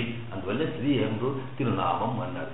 అప్పుడు శ్రీ అనే దానికి ఏమిటి అర్థం, ఎందుకు అట్లా వచ్చింది అని చెప్పేటప్పుడు దీనికి శ్రీయతే శ్రేయతే అన్నారు. ఇక్కడ శ్రీయతే శ్రేయతే అంటే అర్థం ఏమిటి, ఇక్కడ ఒక మాటని శ్రీయతే అంటే అది సేవ చేయబడేది లేకపోతే ఆశ్రయింపబడేది అని అర్థం. తర్వాత శ్రేయతే తాను ఆశ్రయించేది, తాను సేవ చేసేది అని అర్థంలో వస్తుందన్నమాట. అంటే ప్రతి మాటని మనకి ఈ శబ్దం అర్థం చెప్పాలన్నప్పటికీ కాస్త గ్రామాల్లోకి వెళ్తారు కదా, వ్యాకరణ శాస్త్రంలోకి వెళ్ళండి కానీ శబ్దం యొక్క తీసుకొస్తారు కాదు. ఒక మాటకి ఒక శబ్దానికి ఏంటంటే మనం ఒక వర్బ్ ఉన్నట్టు ఒక క్రియ ఉండేదానికి రెండు రకాల చెప్పవచ్చు. ఒకటి ఏంటి కర్మణ్యార్థం అని, రెండోది కర్తార్థం అని. కర్తార్థం కర్మణ్యార్థం అంటే ఏంటి, ఇక్కడ active voice positive voice. Voice అయితే ఉందో యాక్టివ్ అంటే చేసేవాడి వాయిస్ యాక్టివ్గా ఉంటే యాక్టివ్ వాయిస్. నేను చేస్తున్నా నేను జరుగుతున్నాను వాడు యాక్టివ్ అంటే అక్కడ చేసేవాడు యాక్టివ్. ఇక అసలు చేసేవాడు ఎవడో తెలియదు కానీ అసలు జరిగిన పనికి యొక్క వాయిస్ యాక్టివ్గా ఉంటే దాన్ని ప్యాసివ్ అవుతాం. వాడు చేసేవాడు ప్యాసివ్ అయిపోయాడు, తప్పించారనమాట. అలాగే కర్మణ్యర్థం కర్తవ్యార్థంలో కర్త ఎవడైతే ఉంటాడో వాడిదే ఆ వాక్యంలో జరుగుతున్న కార్యక్రమానికి వాడిదే ప్రాధాన్యత ఉంటే అప్పుడు ఏమవుతుందంటే దాన్ని కర్తవ్యం అంటాం. అలా కాకుండా కర్మకే ప్రాధాన్యత ఉంటే కర్మణ్యర్థం అంటాం అనమాట. అంటే ఏమిటి, మనకు జరిగిన పని కనిపిస్తుంది కానీ చేసిన వాళ్ళు తెలియదు. ఇప్పుడు ఈ ప్రపంచం సృష్టి చేయబడింది అన్న ఎవడు చేసేవాడో మనకు తెలియదు. ఇట్లా కొన్ని ఉంటాయి. అంటే కొన్ని వాక్యాలు అక్కడ మనం వచ్చినప్పటికీ ఇక్కడ ఏదో ఇక్కడ చేయబడింది అని మనకి మనకి సంస్కృతంలో వస్తుంది, తెలుగులో వస్తే తెచ్చాడు అంటాం, ఆ విషయం లేదు. కానీ ఎవరు తెచ్చాడో మనకు తెలియదు. రాయబడింది అంటే ఎవరు రాశాడో తెలియదు. ఇట్లాంటిది కర్త ప్రాధాన్యత లేకుండా కర్మకు మాత్రం ప్రాధాన్యత ఉంటే అది కర్మజర్థం. అలాగా అతను తెచ్చాడు ఆయన రాశాడు కర్తవ్యం. ఇది సరే నేను వివరించాల్సిన అవసరం లేదనుకోండి, కాస్త గుర్తు తెస్తున్నాం ఇక్కడ. అందువల్ల ఇక్కడ ఏమైపోయింది, ఈ స్త్రీ అంటే ధాతువు నుండే ప్రతి పుడుతుందన్నాం కనుక సురువి సేవాయా. సురు అంటే సేవ చేయడం అని ఒక అర్థం. దానికి ఎన్నో ఉన్నాయి, 6 అర్థాలు ఉంటాయి సురు అనే దానికి. ఇక్కడ మనకి 6 రకాల చేసిన ఇక్కడ 2 రకాలు చూపిస్తున్నాడు. సేవ సురు అంటే సేవ చేసేది అని అర్థం. ఇక శ్రీయతే దాని ప్యాసివ్ వాయిస్. శ్రీయతే అంటే సేవ చేయబడేది, సేవను పుచ్చుకునేది అనమాట. ఆశ్రయింపబడేది. ఆశ్రయించంటే అదేంటి నీవే తప్ప గౌరవపెట్టాలనుకోవడం అనమాట. కనుక లక్ష్మీదేవి మనందరి చేత ఆశ్రయింపబడుతుంది. అంటే మనం కదా లక్ష్మీ పూజలు చేస్తాము, అమ్మ నాకు ఇది కావాలి అది కావాలి. ఎవరైతే ఇతరుల చేత నేను పూజింపబడి ఆశ్రయించబడుతుందో నీవు రత్నాలు పెట్టలేదని అంటారు, అది ఆవికి శ్రీ అని పేరు. కనుక శ్రీయతే ఇది శ్రీ ఒక మాట చెప్తాం. అలాగే మరి ఆవిడ ఆశ్రయిస్తే ఆవిడ దగ్గరే ఉన్నది. పిల్లలు తల్లిని అడిగితే ఇస్తా వచ్చిందంటే అమ్మ నాకు ఇది కావాలంటే ఆశ్రయించడు వారిని. కానీ ఆవిడ ఎవరిని ఆశ్రయిస్తుంది, భర్తని. కనుక వీళ్ళు ఆమె ఎట్లా ఆశ్రయిస్తారు, ఆమె ఆయనను ఆశ్రయిస్తుంది. కనుక శ్రేయతే శ్రేయతే అంటే ఆమె ఆశ్రయిస్తుంది అని అర్థం. శ్రేయతే అంటే ఆమె ఆశ్రయిస్తుంది అని అర్థం అనమాట. ఇలాగా అంటే ఈ 2 రకాల అర్థాలు మీరు చెప్పారు. స్త్రీ అనే మాటకి ఎందుకు తీసుకున్నానంటే స్త్రీ అనే వర్డ్లో ఈ అర్థం వస్తుంది, ఆశ్రయించబడేది, ఆశ్రయించేది. తాను పరమాత్మను ఆశ్రయిస్తుంది, తన దగ్గరికి జీవులను తనను ఆశ్రయిస్తారు, ఆశ్రయించబడుతుంది. ఈ 2 క్వాలిటీస్ ఉన్నాయట ఇక్కడ. ఇప్పుడు పరమాత్మకి 2 లక్షణాలు చూపించాం, ఇవి కూడా 2 ఉన్నాయట. ఒకటేమిటి, పరమాత్మకు లక్షణాలు అంటే ఆయన్నే ఫలము, ఆయననే సాధన. చెప్పాం కదా, ప్రపన్నునికి ఉపాయం అతడే, ఉపేయం అతడే. 2 అతనే. నారాయణనే నమకే పరైతరు అదే అన్నాడు తల్లి. ప్రపత్తిలో అంతా మన సిద్ధాంతం అంతా అదే కనుక ఆయనే సర్వం అనే భావన ఎట్లా రెండున్నాయో అంటే ఆయన పొందిస్తాడు, ఆయనే వస్తాడు ఇక్కడికి. ఇట్లా ఈవిడకి కూడా రెండు ఉన్నాయి క్వాలిఫికేషన్స్. ఒకటి ఆమె పొందుతాం, మన దగ్గరికి వెళ్తాం, ప్రాప్యం అంటాం, అమ్మా నువ్వు తప్ప మరొకట్లేదు. రెండవది ఆమె పొందించేది పరమాత్మను ఎట్లా అంటే పురుషకారం అంటాం. పురుషకారం అంటే నా దగ్గరికి వచ్చిన అనుకోండి, అయ్యో నీకు ఇది కావాలా, మంచిది, ఎవరైనా కావాలి, పాపం ఈయనకి ఇది కావాలట అని చెప్పడం అనేది ఆమె చేస్తుంది. కనుక ఈ రెండు రకాలు ఉన్నాయి కనుక మనం ఆమెను ప్రార్థిస్తాం, ఆమె పరమాత్మ ప్రార్థిస్తుంది. కనుకనే కశ్రీ శ్రీజ పరమతత్వతపాశ్రయ పుండరీకనయన అని మళ్ళీ 600 వెళ్తే అక్కడ ఏమనుందంటారు, కశ్రీ శ్రీజ మనందరికీ శ్రీ ఆమె. కానీ ఎవడి పరమాత్మ గురించి చెబుతూ కహ శ్రీ శ్రీజ శ్రీజ శ్రీ అంటే ఎవడైతే అమ్మవారికి కూడా అమ్మవారి చేత ఆశ్రయింపబడేవాడో వారికి వాడు కూడా అక్కడ చెబుతారు అక్కడ. కనుక మనకు అమ్మవారి ఎట్లో అమ్మవారికి వారట్లా అన్నప్పుడు 2 అర్థాలు ఇప్పుడు చెప్తారు. దీనికి ఇంకా 4 అర్థాలు ఉన్నాయి, 6 రకాల. అంటే శ్రీ అంటే చెప్పింది వినేది అని అర్థం.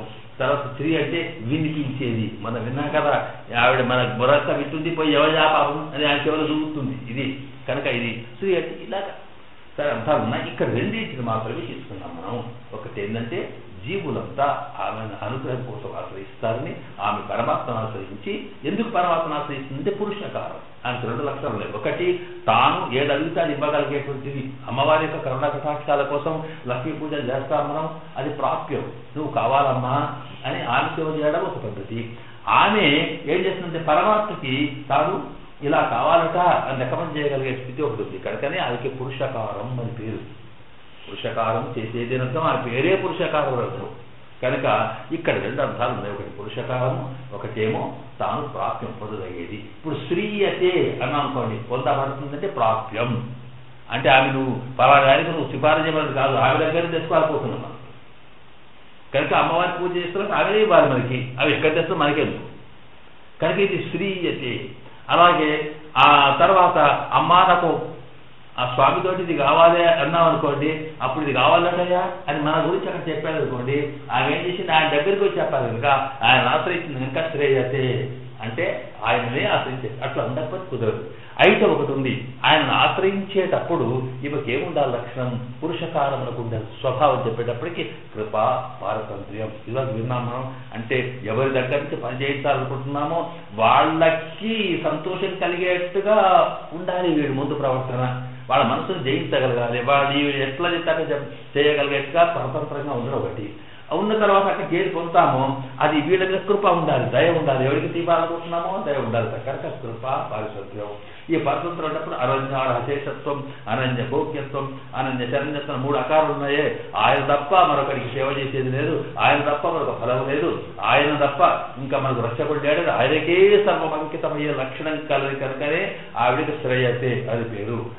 అలా చేస్తే వచ్చింది, దానివల్ల వచ్చి ఆయన అనుగ్రహం అయితే ఉందో అది తన కోసం కాకుండా తనను ఆశ్రయించిన వాళ్ళకి ఇప్పించేది. కనుక అక్కడ ఏమవుతుందంటే శ్రీయతి అని పేరు. 2 పేర్లు చెప్తున్నాను. అర్థమేంటి, ఆమెనే మనకు కావలసినటువంటి ఇస్తుంది, ఆమెనే మనకి ఇప్పిస్తుంది అని అర్థం.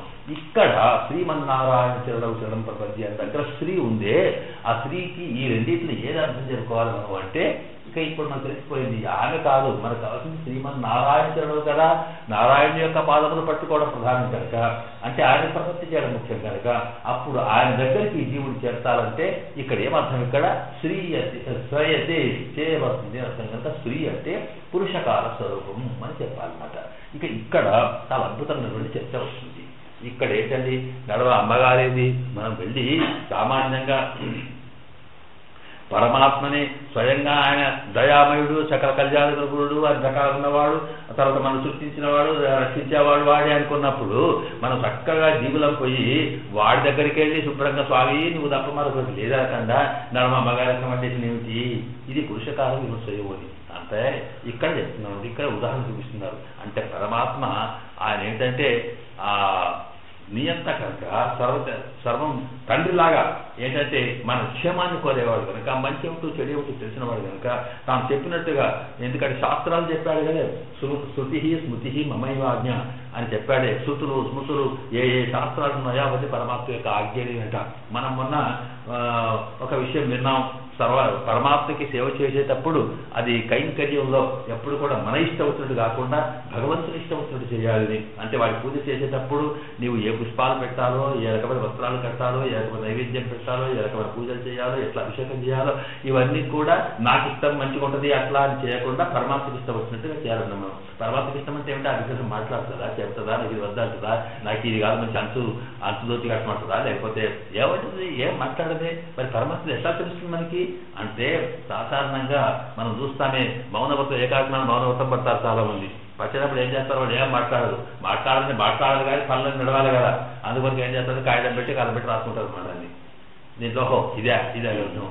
అట్లాగే ఆయన అర్చామూర్తిగా వచ్చినప్పుడు అవాకి అనాదరహ అసలు మాట్లాడే సమస్య లేదు కనుక ఆయన ఏం చేసినాడు, వచ్చేటప్పటికి ఈ లోకంలో మన కోసం శాస్త్రం పెట్టాడు. అక్కడ వేదము పరిషత్తులు అవని చెప్పి అంత రాసి పెట్టాడు. ఇగో ఇది నాకు ఇష్టం, ఇది నాకు ఇట్లా పెట్టిన భోజనం, నేను ఇట్లయితే తింటా, ఈ వస్త్రాలనే కట్టుకుంటా అని ఇవన్నీ పెడితే నీకు అర్థం కాకపోతే అవి ఆయన అడుగు, ఆయన అన్ని చదువుకున్నాడు తెలిసినవాడు ఉన్నాడు అని చెప్తాడు. ఇదే ఏమని చెప్పి కనుక పురోహితుడు చెప్తాడని చెప్తే అందులో స్మృతి మమైవ ఆజ్ఞ అర్థం కార్యే. జీవో ఇష్యూ చేసిన వాడు వచ్చి మాట్లాడతారు మనకు, జీవోని బట్టి అర్థం చేసుకుంటాం ఇటు అటు. అట్లాగే ఇది ఒక గవర్నమెంట్ ఆర్డర్ అనమాట. అందువల్ల ఇప్పుడు అర్థం ఏమిటి, ఇక్కడ మనం పరమాత్మకి ఇష్టమయ్యేట్టుగా పూజలు చేయడం అంటే శాస్త్రాల్లో ఏం చెప్పింది, ఎట్లా చెప్పిందో ఆ రకంగా చేయడం, ఎలా పొందుతుందో ఇట్లా చేయడం. మరి ధనుర్మాసం వచ్చిందంటే పొంగలి ఇట్లా చేయండి అని చెప్పింది అమ్మవారు. అట్లాగే చెప్పిందంటే మనకు తెలియదు, మనకు శాస్త్రాల్లో ఉంది. అక్కడ ఎంత ఉందంటే పొంగలి ఎంత చేయాలి, ఎట్లా చేయాలి, ఎక్కడ చేయాలి. మనం ఏదో జయశాస్త్రం ఉన్నది కానీ దాంట్లో మళ్ళీ ధర్మశాస్త్రంలో ఉన్నది. అక్కడ నువ్వు బీజం ఎందుకు పెట్టాలి, అలా పాప ఎంత చేయాలి, చాలా గొప్పగా ఉన్నది. ఇక్కడ అట్లా చేయాలి, ఎందుకంటే ఇష్టం అది. ఇది కనుక నీ ఇష్టం అంటే అష్టం అనమాట. అట్లాగే ఇక్కడ కూడా సామాన్యంగా మరి అట్లా చెయ్యకపోతే ఏమవుతుంది, పరమాత్మకి కోపం రావచ్చు.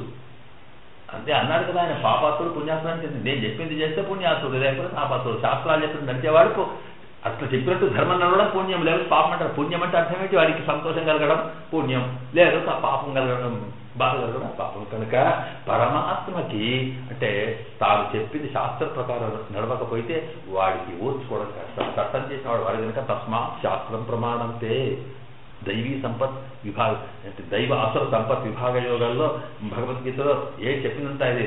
అసురు రాక్షసులు అంటే ఎవరు, దేవతలు అంటే ఎవరంటే ఎవరో కాదట. ఎవడు నేను చెప్పినట్టుగా శాస్త్ర ప్రకారం నడుస్తాడో వాడు దేవత, ఎవడైతే దాన్ని ఉల్లంఘించి తన ఇష్టం వచ్చి నడుస్తాడో వాడు రాక్షసుడు. ఇదే తేడా అక్కడ ఉన్నది చెప్పేస్తాను. కనుక ఇక్కడ పరమాత్మ యొక్క దివ్య తత్వానికి వ్యతిరేకంగా నడిస్తే వాడికి ఒకసారి వచ్చేస్తుంది.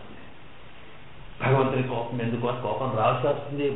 ఆయనకు కోపం ఉంటుందా, మనకేమిటంటే దేవుడు అంటే అంతా ఇవాడు ఏమి లేకుండా ఉంది, శాంతం.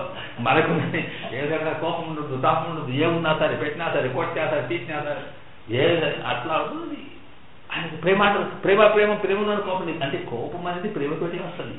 కోపం ద్వేషంతో వచ్చే కోపం వేరు, ప్రేమతో వచ్చే కోపం వేరు. బాగా చదవలేదు, చక్కగా చదవకుండా చెప్పింది లేకపోతే బాబు చక్కకపోతే తండ్రి తిట్టి కొడితే వాడి ద్వేషంతో అయ్యో వీడు బాగుపడితే ఎంత బాగుంటే మంచి మార్కులు తెచ్చుకోవాలనుకుంటే వీడు ఇట్ అయిపోయా కదా వాడి మీద ప్రేమతోటి కోపంగా మారుతుంటుంది. ఇది పరమాత్మ లక్షణం అంతే. కనుక ఆయనకి ఎప్పుడైనా మనం విన్నాయో మన ఎన్ని పాపాలో, ఎన్ని కథలో, ఎన్ని లక్షణాలు ఉన్నాయో, ఇవన్నీ జన్మల్లో ఏమేం చేశామో అవన్నిటినీ వాడు అక్కడికి పొంగని చూస్తాడు. ఎక్కడికి వచ్చాడు, వాడికి ఇష్టం ఉండినా మంచి మూడులో ఉంటే పర్వాలేదు, లేకపోయిందంటే వాడు ఏదో హిరణ్యకశిపుడి గురించి ఆలోచించాడు, మనం పోయి అయ్యాన్ని పెట్టాలనుకోండి, వాడు నరసింహావతారంగా పెట్టాడు అక్కడ. అందువల్ల కోపం వస్తుందట. కనుక వచ్చేటప్పుడు అప్పుడు ఏం చేస్తుంది, అయ్యో ఇది కోపానికి వస్తామని ఈ యొక్క పురుషకారం అవసరం కదా. అందువల్ల మనము వెళ్ళినటువంటి అందుకని మన స్థితిని చూసినప్పుడు వాడి స్థితిని చూసినా మన స్థితిని చూసినా అవే అవసరం అన్నమాట. వాడి స్థితిని వాడు పరుడు కనుక, వాడు స్వతంత్రుడు కనుక వాడు ఇష్టం వచ్చి చేయగలుగుతాడు. ఇస్తాడు లేకపోతే లేదు, అది వాడికి ఉండేది.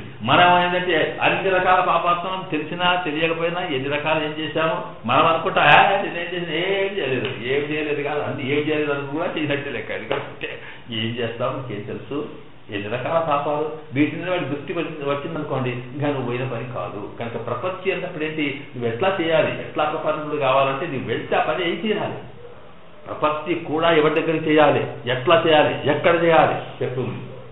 నీకు అసపక్షం దగ్గరికి పోయి చేతులు జోడించి చేస్తే లాభం వాంఛ మోఘ వరమధిగుణే నాథమే లబ్ధకామ అంటాడు కాళిదాసు.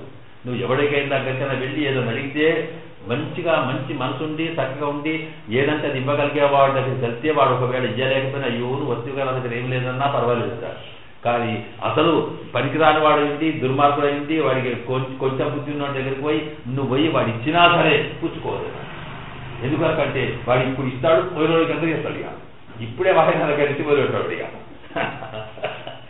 పాపం అయితే ఇచ్చినది ఇట్లా వచ్చినాడు కదా వాడు ఇచ్చేది ఏమిస్తాడో ఇయ్యడో కానీ ఉన్నోడు కదా ఇస్తాడు వాడి వీడి మారుతి కదా వాంఛ అమోఘ మోఘ వరవతికునే పెద్దవాడి దగ్గరికి వస్తే విఫలమైనా సరే కానీ నా అధమే లబ్ధకామ వధము దగ్గర పోతారు అట్లాగా. అట్లాగే మనం ఎవరి దగ్గరికి వెళ్ళాలి ప్రపత్తి. మన రామచంద్రుడు ఏమిటి సముద్రుని ప్రపత్తి చేసినాడు, ఏమైంది చివరికి వీడి ఇస్తాడు ధరుసులు ఆవడితే కానీ అసూరైతుంది వాడు. కనుక అందువల్ల ఇక్కడ ప్రపత్తి చేసినప్పుడు అది స్వతంత్రుడు ఆ స్థితి, మన స్థితి ఇలాంటిది. మరి ఇలాంటప్పుడు అది విఫలం కాకుండా ఉండాలనుకున్నప్పుడు అటువంటి స్థితి వచ్చి సల్లార్చగలిగేటువంటి ఒక దయా హృదయం పరమాత్మకి కావాలి, కరుణ రావాలి. కనుక అమ్మవారి కరుణ కనుక అమ్మవారినే పట్టుకొని వెళ్ళడం మంచిది. ఇది పురుషకార స్వరూపం చూడదు అక్కడ జరిగించారు. అది ఎట్లా జరిగిందో ఇక్కడ కొన్ని ఉదాహరణ ఇస్తున్నారు.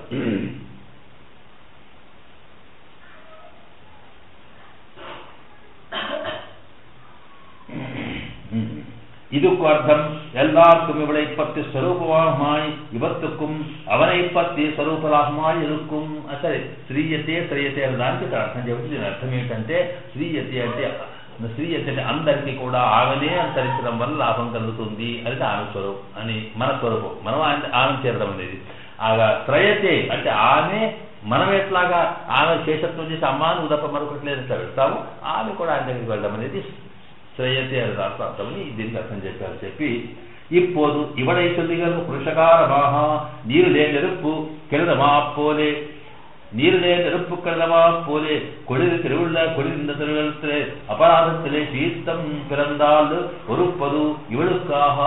ఇక్కడ చెప్తున్నది ఏమిటంటే మేము ఇంతకు చెప్పామే నీటిలో అది నీరు చల్లగానే ఉంటుంది, నీరు చల్లగానే ఉంటుంది కానీ ఆ సముద్రం నీటిలో చల్లగానే ఉంటాయి కానీ ఒక్కొక్కసారి దాంట్లో కూడా బడబాగ్ని ఉంటుంది. ఒకసారి ఏమవుతుందంటే అందులో నుంచి కూడా అగ్ని పుట్టేటువంటి పరిస్థితి వస్తుంది సార్. వచ్చినప్పుడు ఏం చేస్తామంటే అగ్ని నీటిలో కూడా అగ్ని పుడితే దాన్ని చల్లార్చే ప్రయత్నం ఎట్లా ఉంటుందో అట్లాగే ఈ పరమాత్మ విషయంలో కూడా ఆయన చల్లటి వాడే మంచివాడే అన్ని రకాల అయినప్పటికీ కూడా ఒక్కొక్కసారి మన కర్మను మరి వాడి బుద్ధో వీడి మీద కోపం వస్తే అప్పుడు వాడు చల్లార్చగలిగేటువంటి పురుషకార స్వరూపుడు ఉండాలి కనుక అది కావాలి అని ఇక్కడ చెప్తున్నాడు. అదావదు సీతమాన జలత్తులే సన్నదగా ఉండాలపడి ఇక్కడ ఏమిటి ఎందుకంటే ఇక్కడ కొన్ని ఉదాహరణ ఇస్తున్నాడు. పరమాత్మ ఎలాంటి వాడో ఎందుకంటే భగవద్గీతలో చెప్పాడు ఇక్కడ భోక్తారం యజ్ఞ తపసాం సర్వలోక మహేశ్వరం సుహృతం సర్వభూతానం జ్ఞాత్వా మాం శాంతి ఉచ్ఛతి. అర్జున నేనెవరో కాదు, నా వల్ల నేనెంత ప్రశాంతంగా ఉంటానో అంతేకాకుండా సకలానికి మూలము నేను అని తెలిసి వాడు నా దగ్గరికి ఆశ్రయించిన వాడు కూడా చాలా ప్రశాంతంగా ఉండగలుగుతాడు అంటూ భోక్తారం వాడు చేసే సకల పూజలకు భోక్తారు నేనే, సకల తర్వాత వాడు చేసేటువంటి సకల కార్యక్రమాలకి సర్వలోక మహేశ్వరుడు నేనే అంటూ సుహృదం సర్వభూతానం అందరికీ కూడా సుహృదుని స్నేహితుడిని మంచివాడిని వాళ్ళ కోసం చేసేవాడిని అని చెప్పినాడే అలాంటి వాడు. అంటే పరమాత్మ యొక్క తత్వం ముందు చెప్తున్నారు. అసలు భగవంతుడి యొక్క తత్వం ఏమిటి? అతను సుహృతుడు. సుహృతుడు అంటే ఏది ఇట్లా ఒకటి ఉంది దీంట్లో. సుహృత్ అంటే మిత్ర అంటే స్నేహ అంటే వాటికి పదాలకు తేడా ఉంటుంది. మిత్రుడన్నా స్నేహితుడే, ఫ్రెండ్, స్నేహితుడన్నా స్నేహితుడే, సుహృదన్నా సుహృతుడే. కానీ ఇక్కడ ఏంటంటే వాడు అటిట్యూడ్ బట్టి ఆలోచన బట్టి తేడా వస్తుంది అనమాట. కనుక ఇక్కడ సుహృత్ అంటే వాడి హృదయం ఎంతో వీడి హృదయం అట్లా సమానమైనటువంటి మంచి హృదయం కలవాడు కనుక అయ్యో అనిపిస్తుంది అని చెప్పాడు ఆయన. అటువంటి స్వభావం పరమాత్మది అని భగవద్గీతలో అటువంటి స్వభావం కలిగిన పరమాత్మకి కూడా కోపం రావచ్చును అని చెప్పడం కోసం ఇక్కడ ఉదాహరణ ఇచ్చినట్టుంది. అలాగే అటువంటి సుహృతం సర్వభూతానం సమూహం సర్వభూతమే ద్వేషోస్తు ప్రియ. ఆ భగవద్గీత నాకెవడయ్యా, నాకు స్నేహితుడు లేడు, నాకు శత్రువు లేడు, నాకు అంతా ఒకటే. ఇందులో ఈ వీడి శత్రువు వాడి శత్రువు ఎందుకంటే శత్రువులు దండయాత్ర చేస్తాడు, శత్రువులుగా ఇది చేస్తాడు, హిరణ్యకశిపుణ్ణి రావణాసుడు అయితే శత్రువులు కదా. పరమాత్మ శత్రువులు ఏంటండి అని అంటే నాకెవడి శత్రువు అయ్యా, నాకు అంతా ఒకటే. మరి నీకు శత్రువు ఎవడు అంటే నా భక్తునికి ఎవడు భక్తుడో, నా భక్తుని ఎవడు ప్రేమిస్తాడో వాడు నాకు స్నేహితుడు, ఎవడు నా భక్తుని ఎవడు ద్వేషిస్తాడో వాడి శత్రువుగానే భావిస్తాడు. ఎందుకంటే ఎట్లయినా ఒక ఆవు ఉంటే వాత్సల్యం ఉంది కదా స్వామి దగ్గర, ఆవు దగ్గర ఉండే లేగను ఎవడైనా ఎవరిని అన్నాడు అనుకో, ఆవు కొమ్మలు తోడిపోయి పొడుస్తుంది, ఎన్నో చేస్తుంది. వట్టిగా ఉంటే ఏం చేయదు. అలాగా తన సంతానానికి ఏదైనా ప్రమాదం జరిగితే చాలు, దానివల్ల జరిగేటువంటి దాన్ని రక్షించుకోవడం కోసం ఎట్లాగా ఆవు లేక తల్లి ప్రయత్నం చేస్తుంది, పరమాత్మ కూడా అందరికీ ఒకటే. కానీ తన వాళ్ళు తనకన్న వాళ్ళని గురించి, తన భక్తుల గురించి ఎవరైనా ద్వేషం చేస్తే మాత్రం వాడిని ఉంచరు. ఇది వచ్చిన కథ. అందులో చెబుతూ ఇవన్నీ చెప్పినటువంటి స్వామిట ఒక్కొక్కసారి ఏమవుతుందంటే ఒక్కొక్కసారి కోపానికి వస్తాడు. ఎందుకు వస్తాడు ఈయన కోపానికి అంటూ, అంటే మన భట్టర్ వారు అంటున్నారు ఇక్కడ,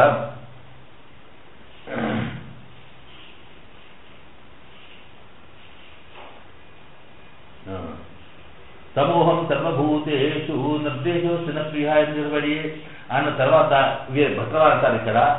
ఈ భట్రవారు శ్రీగుణరత్న కోశం అనేటువంటి ఒక స్తోత్రం ఆచార్యులు చెప్పాం. ఈ శ్రీగుణరత్న కోశం అంటే అమ్మవారి యొక్క వైభవం, తాను లక్ష్మీదేవి యొక్క శ్రీ లక్ష్మీదేవి యొక్క గుణములు అంటే వారి యొక్క కళ్యాణ గుణములనే రత్నములకి ఇది కోశం, ఇది భాండాగారం అనమాట. ఏది ఆ స్తోత్రం అంటే అమ్మవారి యొక్క కళ్యాణ గుణములన్నీ కూడా స్తోత్రం చేస్తూ వారు చెబుతూ దాంట్లో ఏం చెప్పారంటే, పితేవ సత్ప్రేయాంజనని పితేవ సత్ప్రేయాంజనని పరిపూర్ణాగతి జనేహిత శ్రోతో వృత్యా భవతి చ కదాచిత్ కలుషతీః. పితేవ సత్ప్రేయాంజనని పరిపూర్ణాగతి జనే హితశ్రోతో వృత్యా భవతి చ కదాచిత్ కలుషతీః. ఒక్కొక్కసారి కదాచిత్ కలుషతీః, అప్పుడప్పుడు ఆ స్వామి కూడా కోపానికి వస్తాడట. అమ్మా నీకు తెలీదా, మా స్వామి కూడా ఆయన అప్పుడప్పుడు కోపానికి వస్తాడు అని జనని అంటే, జనని అంటే నువ్వు తల్లివమ్మా అంటే, అస్మన్మాతరం జగన్మాతరం అస్మన్మాతరం అని చెప్పి అంటారు. ప్రపంచానికి కూడా మాత అయిన తల్లి మన మాత కనుక జనని అని ఓ తల్లి. ఎందుకంటే తల్లి అనకుండా ఇక్కడ అంటున్నారు మీరు. భట్టర్ వారి ఒక్కొక్క శ్లోక్తిలో ఒక చిత్రం ఉంటుంది. జనని అన్నాను. జనని అంటే అర్థం ఏంటి? ఒట్టి తల్లి అంటే పెంచిన తల్లి కావచ్చు, లేకపోతే ఏదో దత్తం తీసుకున్న తల్లి కావచ్చు, ఇంకేదో వట్టి పేరు తల్లి కావచ్చు. కానీ జనని కన్న తల్లివి నువ్వు, జనింపజేసినది అన్నమాట. జన్మించినటువంటి తల్లి, జన్మించిన తల్లికి ఎంత ప్రేమ ఉంటుందో తెలుసు కనుక పితేవ తత్ప్రేయాంజనని పరిపూర్ణాగతి జనీహిత శ్రోతో వృత్యా భవతి చ కదాచిత్ కలుషతీః. పితేవ తత్ప్రేయాన్, తత్ప్రేయాన్ని నీ ప్రియుడు నాడే అమ్మా నీవారు తత్ప్రేయాలంటే ఎక్కడంటారు. అప్పుడప్పుడు మా అంత పిల్లలు అంటారు, నాకు అనిపిస్తుంది ఇక్కడ కూర్చుంటే వాడు మా బాబు అడుగుతారో విన్నాను, ఏది మీ వాళ్ళు లేరు అంటే నాన్న లేడు అల్లుడు లేదు, మీ వాళ్ళు లేరు ఏమంటుంది మీ వారు అంటే అక్కడ ఏదో కోపం ఉందన్నమాట. నాకు ఇది గుర్తుకొచ్చింది, పితేవ తత్ప్రేయాంజనని. ఎందుకంటే ఆ కోపం ఇంకా వేరే చెప్పాల్సిన అవసరం లేదు. తత్ప్రేయాంజనని పరిపూర్ణాగతి జనే, పరిపూర్ణమైన తప్పు చేసిన అగస్త్య అంటే రకరకాల పాపాలు చేసినటువంటి మాలాంటి వాళ్ళని చూసేటప్పటికీ ఆయన ఏం చేశారు, తండ్రిలాగా హితశ్రోతో వృత్య మనకేదో మంచి చేయాలని చెప్పి కోపానికి వస్తాడు. భవతిచ కలుషతీః అంటే తల్లి నువ్వుకేం కోపం లేదు, నువ్వేం చేసినా భరించుకుంటావు. కానీ తండ్రి అట్లా కాదట. తండ్రి కోపం ఎందుకు వస్తుందంటే ఆ తండ్రికి వీడు బాగుపడాలని, అయ్యో వీడు చెడిపోతానికి పితేవ తత్ప్రేయాంజనని పరిపూర్ణ అగతి జనే అంటే అనేక తప్పులు చేసిన వాళ్ళనట హితశ్రోతో, హితం కావాలి వీడికి మంచి కావాలనేటువంటి దృష్టితోటి ఒకసారి కదాచిత్ అప్పుడప్పుడు భవతి కలుషతీః. మరి ఆ సందర్భంలో ఎట్లా అనుకోకుండా అక్కడ పోయినాం కనుక ఇక్కడ చెప్తున్నారు. అందుకొరకే ఇక మీ వారు ఉన్నారే ప్రయోజనం పాపం తల్లి, అందువల్ల నీవప్పుడు నువ్వు వచ్చి ఏవయ్యా తెస్తావు ఎందుకు అని రక్షిస్తావు అని భట్టర్వారు అన్నట్టుగా ఆ స్వామి సమూహం సర్వభూతేషు అలాగే నమే ద్వేషేస్తే నా ప్రియ, నాకు అంతా మంచి వాళ్ళే సుధ సర్వభూతానామని ఇన్నంతా మంచిగా చెప్పినా అప్పుడప్పుడు మన మంచి కొరకు ఆయన ఈ చేసే పాపాత్మను చూసినప్పుడైనా వీడు బాగుపడాలని కోపం వస్తుంది. ఆ సందర్భంలో కూడా ఆవిడ పక్కకు ముందట పురుషకారం చేయాలని అందుకొరకే తీరక్కయ్య అపరాధத்தை పండిన సాపరాధాన కాశత్తి ఆకాశ పెరమాళ్ బ్రహ్మాస్త్రై ప్రయోగిస్తబడి అవనము ఇది కంజి తనకు పుహరామెల్లాం పోము తట్టిల్లి ఇక్కడ ఒక ఉదాహరణ తీసుకొస్తున్నారట. ఏంటంటే ఇక్కడ ఇది తేరక్కజ అపరాధத்தை ఒక దీనికి ఏం ఉదాహరణ, అమ్మవారు ఎట్లా వీటిని రక్షించడానికి ఒక ఉదాహరణ చేస్తున్నారు. కాకాసుర వృత్తాంతం. ఈ కాకాసుర వృత్తాంతం అంటే సాధారణ సుందర దాంట్లో సుందరకాండ ఆంజనేయుల వారు సీతమ్మ దగ్గరికి వెళ్ళినప్పుడు మనం విన్నా అనుకోండి, దాన్ని ఒకసారి గుర్తు చేసుకుంటే మంచిది. ఆంజనేయుల వారు సీతమ్మ దగ్గరికి వెళ్ళాడు. వెళ్ళిన తర్వాత నీవెవరో అడిగింది ఆవిడ. సరే ఇదంతా అయిపోయింది, ఫలానా రాముడిని ఇలా చెప్పి రాముడి యొక్క తత్వం చెప్పి గుర్తు ఇతను రాముడి వాడిని పిలుచుకున్న తర్వాత ఇక ఆమె ఆజ్ఞ తీసుకున్నాడు. రాముడి దగ్గరికి వెళ్ళాల్సిన సందర్భం వచ్చినప్పుడు ఆవిడ చూడామని ఇచ్చింది, చేతికిచ్చి నా గుర్తు ఆయన అంగుళీకం తాను తీసుకున్నది చూడతనికిచ్చి, సరే ఇదికి ఒత్తుగా తీసుకో చెప్పు సీతమ్మది చూస్తాడు ఆయన అంతే. అంటే అమ్మ ఇది నిజమే, కానీ నువ్వేమో ఇది ఇచ్చావు, ఇది బాగానే ఉంది, ఇది నువ్వు వేసుకునేదే, కానీ ఇది నీదే అని నమ్మకం ఏంటి గ్యారంటీ అని అంటాడు ఆయన. ఎందుకంటే అక్కడనో అలాంటిది ఇంకెవడో చేసిన మోడల్ పెట్టుకొని ఎవడని చేసుకోవచ్చు కదా. తీసుకొచ్చి నువ్వు సీత దగ్గర తెచ్చినా సీత దగ్గర తెచ్చినా అంటే ఏం చేస్తాం? ఏదో అమ్మవారి ఆభరణాలన్నీ పోయినాయి అక్కడ అంటే దుర్గమ్మ తల్లి అక్కడ పోయినప్పుడు ఆన్ని తీసేసి మళ్ళీ అన్ని కొత్తాయి ఏదో మోడల్స్ చేయించి పెట్టినట్టుగా ఇక్కడ నువ్వు ఏమయ్యా నువ్వు ఆంజనేయ అక్కడ దాకా వెళ్ళి నీవు సముద్రాన్ని అమ్మ చూసొచ్చినా అంటే కావాలి ఈ రోజు కూడా తీసుకొస్తే నిజంగా ఆమెదేనా లేకపోతే తీసుకొచ్చినా వేరే అని అనుకుంటారు. కనుక ఒకటి ఎట్లా చెప్పాను అంటే ఆమె పూర్తిగా నిజంగానే ఈయన సీతను చూసి వచ్చినాడు నమ్మాలి ఏంటి అంటప్పటికీ అప్పుడు కాకాసుర వృత్తాంతం చెప్తుంది. అంటే ఆ కాకాసుర వృత్తాంతంలో ఆమెకు తర్వాత రాముడికి తప్ప ఇంకోటి తెలియదు అప్పటిదాకా. అంత రహస్యమైన విషయం అన్నమాట. అంటే ఇక్కడ అదేమిటి, సీతమ్మ అంటే జీవుడు, రాముడు అంటే పరమాత్మ. ఈ జీవాత్మ తాను ఎవరికి జీవాత్మకు పరమాత్మకు అన్నీ తెలుసు, అనుభవించిన వాడు జీవాత్మ కనుక వాడికి కూడా తెలుసు. కానీ ఈ సంగతిని ఆయనకు గుర్తు చేసి ఈ పరిస్థితి ఇట్లా జరిగిందని చెప్పగలిగేటువంటి రహస్యం అనేది ఎవరికి చెప్పినా కానీ వీడి తత్వం తెలియదు కనుక చెప్పవలసింది ఒక ఆచార్యుడికేనట. అక్కడికి వెళ్ళి అయ్యా మరి అక్షుత ఇలా జరిగింది ఈ పరిస్థితి కనుక నీవే తమేవ తనంగా ఏవైనా సరే వారిని నా సంగతి చెప్పి నువ్వు నన్ను రక్షించు అని ఆచార్యుని దగ్గర చెప్పడం ఎట్లాగో ఇక్కడ సీతమ్మ దగ్గర అడిగి ఆంజనేయుని దగ్గర సీతమ్మ చెప్పిందని అప్పుడు సీతమ్మ ఏమిటి ఇది రహస్యం చెప్పినాడు. ఇది కాకాసుర వృత్తాంతం చెప్పేటప్పుడు మేమిద్దరము ఒకసారి అక్కడ అడవిలో ఉన్నాం, ఆ చిత్రకూట పర్వత ప్రాంతాల్లో మేము ఉన్నప్పుడు ఆ సందర్భంలో అక్కడ జరిగింది అయ్యా. ఏం జరిగింది అంటే నేనేమో రాముడు విశ్రాంతి తీసుకుంటున్నాడు, నేనేమో కూర్చున్నాను. ఆ కూర్చుంటే రాముడు నా తొల మీద తలబెట్టి పడుకున్నాడు. ఆ పడుకుంటుంటే ఎంత బాగున్నాడు అనుకున్నావు అని అసలు సంగతి మరిచిపోయి ఇక రాముడిలోకి పోయిందాడికి పోయి అక్కడైతే రాముడిలో నిద్రా ముద్ర ఆతిరామం అని రాముడి యొక్క అందమట పరమాత్మ అందం ఎట్లా ఉంటుంది. లోకంలో మన అందానికి పరమాత్మకుండే అందానికి తేడా చెప్తారు. అక్కడ మన అందం ఏంటంటే మనం రెడీ చేసుకొని మనం పోస్ట్ చేస్తే కానీ అందం కనిపించదు, కానీ మేకప్ అంటే అర్థం అదే. కనుక మేకప్ అంటే ఏంటి, తక్కువ దాన్ని నింపుడు అన్నమాట. లేకపోతే మనకి సరిగా లేకుండా కదా పౌడర్ పూసినాం, లేకపోతే పెద్దలు ఎరగలేదు, లిప్స్టిక్ పూసినాం, ఇంకేదో ఇదే మార్కులు తక్కువ మేకప్ అంటారు. మనకి అన్ని మేకప్, కళ్ళు పెద్దగా లేవు, కాటుగా పెట్టినాం, ఇక ఎన్ని మన మేకప్లు ఎందుకంటే మందికి అందంగా కనిపించాలి. ఇంత ఉన్నప్పుడు ఎట్లున్నా పర్వాలేదు, కానీ అది కాదట, అది అందం కాదు. అందం అంటే ఏది అందం అంటేనట ఎప్పటికీ ఏ స్థితిలో ఉన్నా ఆకర్షణీయంగా ఉండాలి. కూర్చున్నా, లేచినా, నడిచినా, పడుకున్నా, నిద్రలో ఉన్నా అది ఒక్క పరమాత్మకే. కనుకనే ఇక్కడ విశ్వామిత్రుడు కౌసల్యా సుప్రజాల ఆయన పడుకున్నది ఎంత బాగున్నాడైనా అనుకున్నాడైనా. అట్లాగే ఈవిడే ఇక్కడ పడుకున్నాక తొడ మీద స్వామి తలబెట్టి పడుకుంటే ఎంత అందంగా కనిపిస్తున్నాడో అని సరే అవి చెబుతుంది. ఆమెకు అందాన్ని చెప్పి అటువంటి వాడు ఏం జరిగిందో తెలుసా అని ఒక్కసారి ఒక కాకి వచ్చిందట. ఆ కాకి వచ్చి ఏం చేసిందంటే ఈవిడ యొక్క వక్షస్త్రాన్ని కూడుస్తుంది ఇట్లాగా. ఆ కాకి అంటే ఎవరో కాక అసురుడు అని. అసురుడు అంటే ఎవరంటే కూడా ఇంద్రుడికి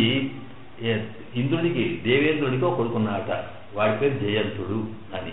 లోకములో మన శాస్త్రాలు పురాణాలు ఏం చేస్తాయంటే లోకంలో ఎక్కువ అందరికన్నా అందకాళ్ళు ఎవరు అంటే ముగ్గురేనట. ఒకటి మన్మథుడు, రెండవది చంద్రుడు, మూడవది జయంతుడట. అంత అందకాడు వాడు. వాడికి అందము ఉన్నది, వయసు ఉన్నది, ఇంద్రుడికి కొడుకు. వాడు పెట్టాడు కదా దేవేంద్ర మహారాజు కొడుకు అంటే అప్పుడు బట్టి చిన్నగా మినిస్టర్ అయితే వాడు ఎంత ఎన్నదే చేస్తాడు మార్గాలు. అలాంటిది దేవేంద్రుడు కొడుక కనుక వాడికి ఎంతటో వరం జయంతుడు చూసినప్పటికీ ఇక్కడ అట్లా పెడుతున్నాడు ఆకాశంలోంచి. అక్కడ అమ్మవారు తాను కూర్చున్నది, స్వామి నిద్రలో ఉన్నాడు. చూసిన తర్వాత అమ్మాయి ఎంత అందంగా కనిపిస్తుంటే అవి లక్ష్మీదేవి యొక్క స్వరూపం కదా, కనుక అంత అందంగా అనిపిస్తే వీడికి ఏదో కామవాంఛ పుట్టింది. పుట్టిన తర్వాత తాను ఏం చేయాలి, ఈవిడిని ఎట్లాగా దగ్గరికి తీసుకోవాలి, ముట్టాలి, కృషించాలనుకున్నాడు. అనుకుంటే మరి దగ్గరికి వచ్చే అది కుదరదు కదా అనుకుని అప్పుడు ఏం చేశాక వాడు అక్కడి నుంచి ఇది కాకుండా వేషం మార్చుకున్నాడు. అంటే వాడు కొన్ని శక్తులు ఉంటాయి కదా, దైవీ శక్తులు, వాటిని బట్టి వాడు ఏం చేసినాడు, వాడు దేవేంద్రుడి కుమారుడు అయ్యుండి వాడు ఒక కాకి వేషం వేసుకున్నాడు. వాడు బలిబుజ ఇక్కడ అంటారు. ఇక్కడ ఏంటంటే కాకి అంటే అసలు పనికిరాని. మనం ఏంటంటే చివరికి ఏదో ఎంగెలుగుతుందిగా చూసిన చట్ పంపిస్తా ఉంటాడు. కనీసం అటువంటి కాకి అంటే వాడికి ఎంత దూరం దిగినాడు అని చెబుతూ ఒక కాకి, అందులో వాడి మనసు అసుర ప్రవృత్తి అంటే పనికిరానటువంటి ఒక రాక్షస ప్రవృత్తిలో తాము చేయకూడదు పని చేయడానికి కాకాసుడు అని పేరు పెట్టారు వాడికి. ఆ కాకి అయిపోయిన తర్వాత వస్తూనే ఏం చేశాక వచ్చి ఒక చెట్టు మీద వాడాడు. వాడు చూశాడు. ఇక్కడ చూసినా కాసేపు ఇక్కడ ఆ కాకి వృత్తిలో కూడా ఆమె దగ్గరికి పోయి ఆమె స్పృశించడానికి ధైర్యం లేదు.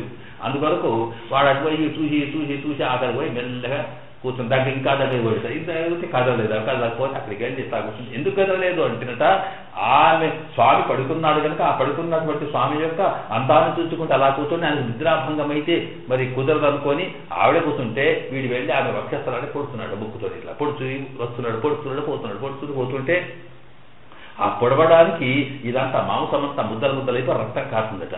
రక్తం కారేటప్పటికీ ఆ రక్తం చుక్కలు ఓటి పడుతుంటే అక్కడికి కూడా అది కదలలేదు. ఎందుకొరకంటే తాను కదిలితే ఈయనకు నిద్రాభంగం అవుతుంది రామునికి అనుకొని ఓర్చుకుంటూ కూర్చుంది. పాపం ఎక్కడ కూర్చుంటుంది అలాగే ఉండగా ఆయన ఇట్లా పడుకున్నా రక్తం యొక్క చుక్కలు ఓటి టప్ప తల మీద పడుతున్నాయి, మొక్క మీద చల్లగా పడే ఎదురు చూశాడు. చూసేటప్పటికి ఆ చూసేటప్పుడు ఇట్లా చూస్తే ఆమె ఒక్క స్థలం అంతా ఎర్రబడిపోయి రక్తం కాస్తుంది. ఇక దెబ్బ రాస్తే కోపస్తుందో తెలుసు. అలా చూస్తున్నారు. చూసాక ఏమిటని చూసేటప్పుడు వాడు అక్కడ కొమ్మ మీద చూస్తున్నాడు కాకాసుడు. ఓహో వీడు చేసిన పదానికి కొరట వెంబడి బ్రహ్మాస్త్రం వదిలాడు. ఇంకా బ్రహ్మాస్త్రం స్వామికి బ్రహ్మాస్త్రం అనేది అన్నిటికన్నా లాస్ట్కి వదలాల్సింది. అటువంటి ఈ బ్రహ్మాస్త్రమును వదిలాడు. అంత కోపమాట ఆయనకు వచ్చింది. వస్తూనే ఒకసారి వదిలాడు. ఈ బ్రహ్మాస్త్రం సంగతి ఏమిటంటే అదే పోయిన పని చేసుకుంటే రాదని.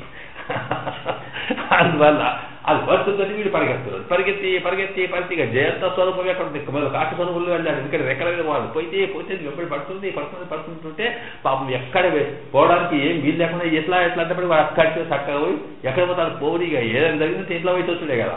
వాడి దగ్గర దేవేంద్రుడి దగ్గరికి పోయినాడు. దేవేంద్రుడి దగ్గర పోయేటప్పటికి అక్కడ చూసాక ఏంటంటే ఇది జరిగిన పరిస్థితి అర్థం చేస్తున్నాడు వాడు. ఓహో అట్లా కాదు, ఇది నా వల్ల కాదు, నువ్వేమని ఉడుగుగా నిన్ను పట్టుకుని నేను పోతా మొత్తం స్వర్గలోకం పోతే సర్వం పోతుంది. ఎందుకంటే రాముడికి అతనికైతే బ్రహ్మా స్వయంభూ చతురానోవా అన్నాడు. రాముడి సంగతి చెప్తాడు కదా ఆంజనేయ స్వామి అన్నాడు రావణాసుడి దగ్గర. నువ్వు అనుకుంటున్నా రాముడి సంగతి చెప్తే వింటలేవు నువ్వు, నీకెవడు బ్రహ్మదేవుడు తపస్సు చేసినాను, శివుడు తపస్సు చేసినా ఎవడేమి చేసినట్టు వీళ్ళంతా కూడా పనికి రాకుండా పోతారు. బ్రహ్మ చతుర్భు అంటాడు. ఇంత పెద్దవాడు వీడికి 4 తలకాయలు ఉన్నప్పటికీ నువ్వు 10 తలకాయలు వాడు 4 తలకాయలని మా రాముడికి వస్తే నువ్వు ఎందుకు పనికి రావుకోమన్నాడు.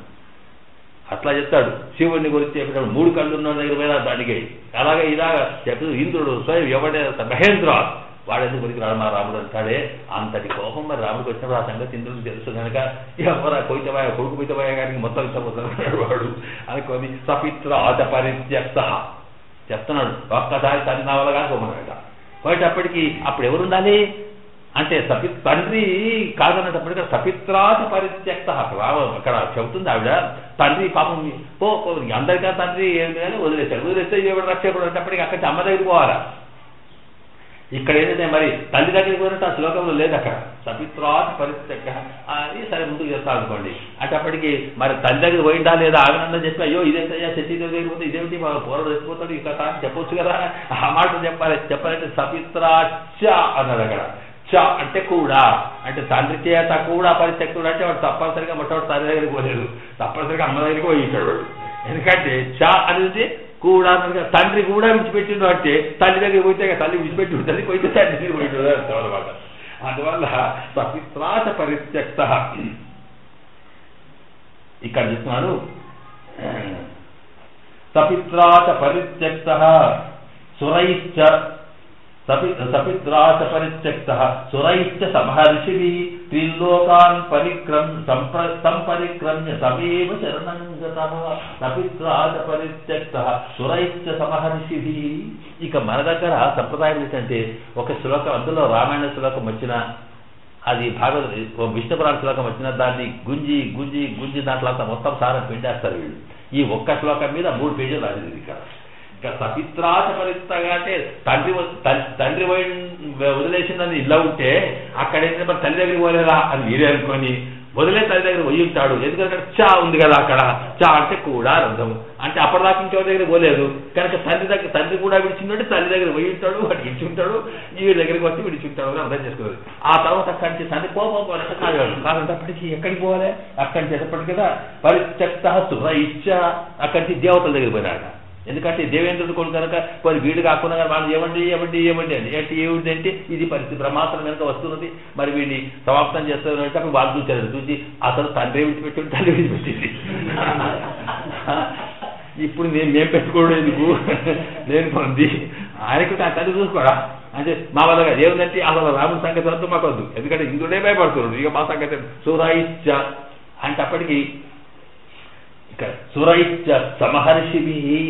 ఆ సురైశ్చ సమహర్షిభిః అంతప్పటికీ ఆ దేవతల దగ్గర పెట్టేప్పటికి మళ్ళీ అక్కడ చావడి పెట్టాడు. అక్కడ అవును ఆయన దగ్గరికి అయితే ఇంకెక్కడెక్కడికి తిరిగాడు, అక్కడ వెళ్తారు సమహర్షి, అక్కడ తర్వాత ఇక ఎక్కడిని ఆ దేవలోకం విడిచిపెట్టి ఆకాశంగా ప్రాంతంలో అక్కడ పాపము సప్త ఋషులు వాళ్ళంతా కూడా తపస్సు చేసుకుంటున్నాడు. అక్కడికి పోయి ఋషులు, ఎందుకంటే ఋషులు పాపం శరణాగతిత్రాలు కనుక తపస్సంపన్నులు కనుక వాళ్ళు పోయి కనీసం వీడి మందికి వాళ్ళని పోయి దండం పెడతారు, వాడికి రామా ఆగవయ్య అంటారు అనుకోనక వాళ్ళు మహర్షుల దగ్గర పోయారు. మహర్షుల దగ్గర పోతే వాళ్ళు చూసిన తర్వాత ఎందుకంటే కనీసం వాడు కాదు వీడు కాదు, వీడు ఎంత దుర్మార్గుడు అయినాడంటే ఇప్పుడైతే తండ్రి విడిచిపెట్టాడు, తల్లి విడిచిపెట్టింది, మంది వాడి దగ్గర ఉండే లోకం విడిచిపెట్టింది, అందరు ఎక్కడ అక్కడ అనిపిస్తే గిటువంటి పాపాతుని మేము పట్టుకున్నాం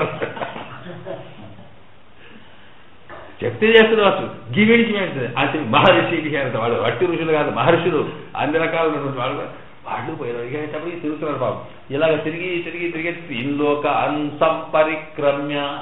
చూడండి ఇక్కడ క్రమ్య పరిక్రమ్య సంపరిక్రమ్య అనే మాటలో తేడా ఉంటుంది. క్రమ్యాన్ని తిరగడం వట్టిగా తిరగలదు, పరిక్రమ్య చుట్టూ తిరిగినాడు, రౌండ్ బోట్ తిరిగి తిరిగి ఆ సెటిలైట్ తిరిగాడు, తిరిగి తిరిగి అంటే ఆ తిరిగి సంపరిక్రమ్య అంటే అతివేగంగా తిరిగి తిరిగి నువ్వు నువ్వు నువ్వు వెంబడి వస్తుంది, నువ్వు ఎవ్వడొస్తే వాడి కాలు వస్తుంటాడు. ఎక్కడ తమేవ చరణంగతః ఇలాగ తిరిగి తిరిగి ఆ ఎందుకంటే వాడికి ప్రాణం పోతే ఎక్కడో భయం తిరిగి తిరిగి అక్కడికి వచ్చేటప్పటికి ఇక చివరికి అది తరుముకుంటూ వస్తుందట. ఈ తరుముకుంటూ వచ్చిన తర్వాత ఇక చివరికి వాడు పోయి పోయి పోయి పోయి చివరికి ఇక శరణాగతి వాడి చేయడం కాదు, వీడికి చేత కాకుండా అయిపోయి ఆకాశం తిరిగి తిరిగి రెక్కలు తిరిగిపోయేట్టు అయిపోయి తన కాడు ఇదైపోయి అక్కడ తప్పని కింద కూలిటేవాడు. కింద కూలిటప్పటికి పడేది వాడు ఎక్కడ సీతమ్మ కారు దగ్గర వాడేవాడు.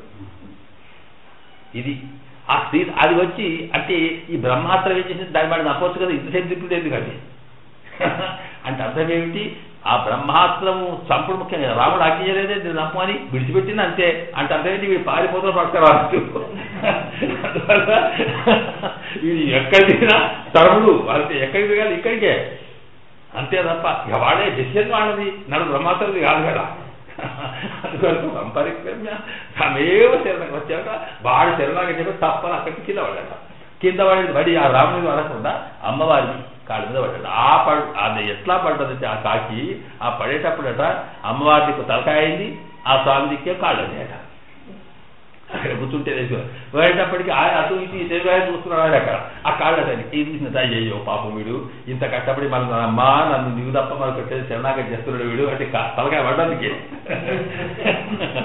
ఎందుకంటే ఆమె దయాదే కదా, నువ్వు చెయ్యాలని అక్కర్లేదు అనేటప్పటికి చూసి అంటే చూసి ఇట తీసింది. ఇటు పెట్టేప్పటికి కాళ్ళు ఇటే తలకాయ ఎవయా చూస్తున్నావు పాపం వాడు ఏం చేసినట్టే వాడు పాపం శరణాగా చేస్తున్నా కాళ్ళ మీద పడ్డాడు. పోనీ వాడు పాపాత్ముడు ఏం పోయి అంటప్పటికీ సరే నువ్వు చెప్తున్నానంట వదిలేసినట్టు బ్రహ్మాత్మని ఉపసంహరించుకున్నాడని.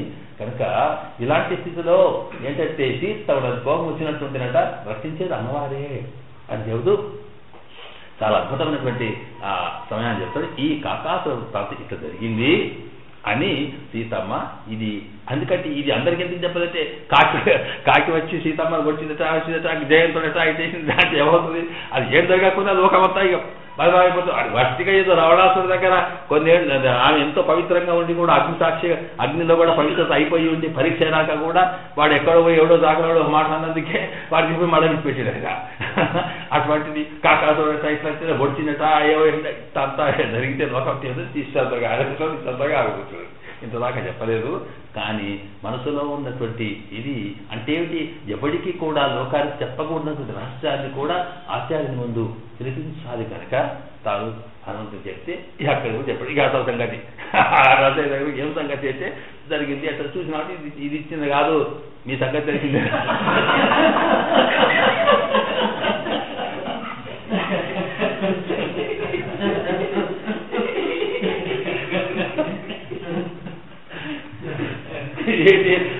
ఏం లేదు అప్పుడైనా కాకాసం ఇక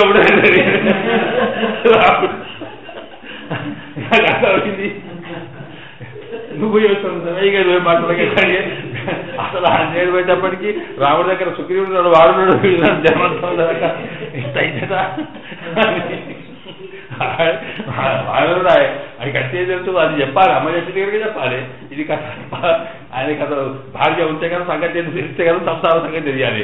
అందువల్ల ఇలా జరిగింది కనుక అలాంటి స్థితిలో రక్షించింది కనుక ఆవిడ అమ్మవారి యొక్క పురుషకారం చాలా అవసరం అంటూ ఇదంతా కూడా అంటే చనిపోవలసిన వాడిని కూడా చంపవలసిన వాడిని కూడా బతికించి తాను ఇచ్చేసింది అంటూ అలా చూపిస్తే సరే ఇదంతా చెప్పినారు బాగానే ఉంది. అసలు స్వామికి కోపం వచ్చినట్టు ఇక్కడ కనిపిస్తుందా అంటే భగవద్గీతలో చూపిస్తున్నాను. అంటే ఏంటి భగవద్గీత ఎప్పుడు కూడా భగవద్గీత అనేది పరమాత్మ యొక్క దివ్య ఆజ్ఞరూపం కనుక అక్కడ చెప్పాడేంటి ఇక క్షిపామి నక్షమామి ఎన్నుంబడియాన సీతం పిరందాల్లో ఆ బపరాదత్తై పొరుపరు అంటే ఆ స్వామికి అప్పుడప్పుడు కోపం వస్తుందంటే క్షిపామి అంటే అర్జునుడికి చెప్తాడు. అది ఏంటంటే ఇదిగో నన్నెవరి మామేవ ఏ ప్రపంచంతే మాయామేతాంతరంతే నన్నెవరు ప్రపత్తి చేస్తారో నన్ను నమ్ముకుంటారో వాళ్ళకే నేను అన్ని రకాలు ఉంటాను ఎంత చేస్తాను చెప్పితే అసలు ప్రపత్తి చేస్తే చాలు నేనే చేస్తానంటే అర్జునుడు అడిగాడు ఏమయ్యా మరి ఎవరెవరు వస్తారు ఏం సంగతి చతుర్విధా భజంతే మాం నా దగ్గరికి 4 రకాల వాళ్ళు వస్తారయ్యా. కొందరు ఆర్తులు కొందరు జిజ్ఞాసులు కొందరు డబ్బు కోసం వచ్చేవాళ్ళు కొందరు దిక్కులేని వాళ్ళు కొందరు ఏదో ఇట్లా అని చెప్పి అది చెప్పిన తర్వాత నాకు రాని వాళ్ళు కూడా ఎలా ఉంటారు అని చెప్పి వాళ్ళు కూడా 4 రకాలు చెప్తారు. అవసరంభావ మానసిక ఆశితాహ అని అట్లా అని వాళ్ళు ఉంటారు. ఎవడైతే ఇన్ని సార్లు చెప్పినా నా దగ్గర రాడో వాడి సంగతి ఏం చేస్తారో తెలుసా అన్నాడు ఆయన. కృష్ణుడికి రాముడికి కృష్ణుడికి తేడా అక్కడే ఉంది.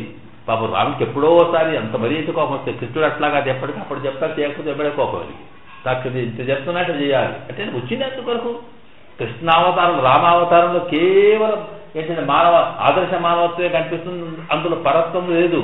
పరమాత్మ అనే భావన లేకుండా రావణ వధంతలుగా తర్వాత బ్రహ్మాదేవతలు వచ్చి నువ్వు ఇట్లా చెప్తే సరే అప్పుడు అర్థమైపోయింది దానికి ఆయన తెలుసుకున్నప్పుడు అప్పటిదాకా ఉంచుకున్నాడు. కృష్ణుడు అట్లాగా వచ్చినప్పటి నుంచి నేను దేవుడు నేను చెప్తున్నాడు ఆయన నేనే ఉత్తముని కాదు బట్టి అడుగుతున్నాడు కాదు నేను అహం త్వా సర్వభావిక మోక్షేశావన్నాడుగా నేను పరమాత్మ పిత అహమస్తి జగత అన్నీ చెప్తూనే ఉన్నాడు ఆయన.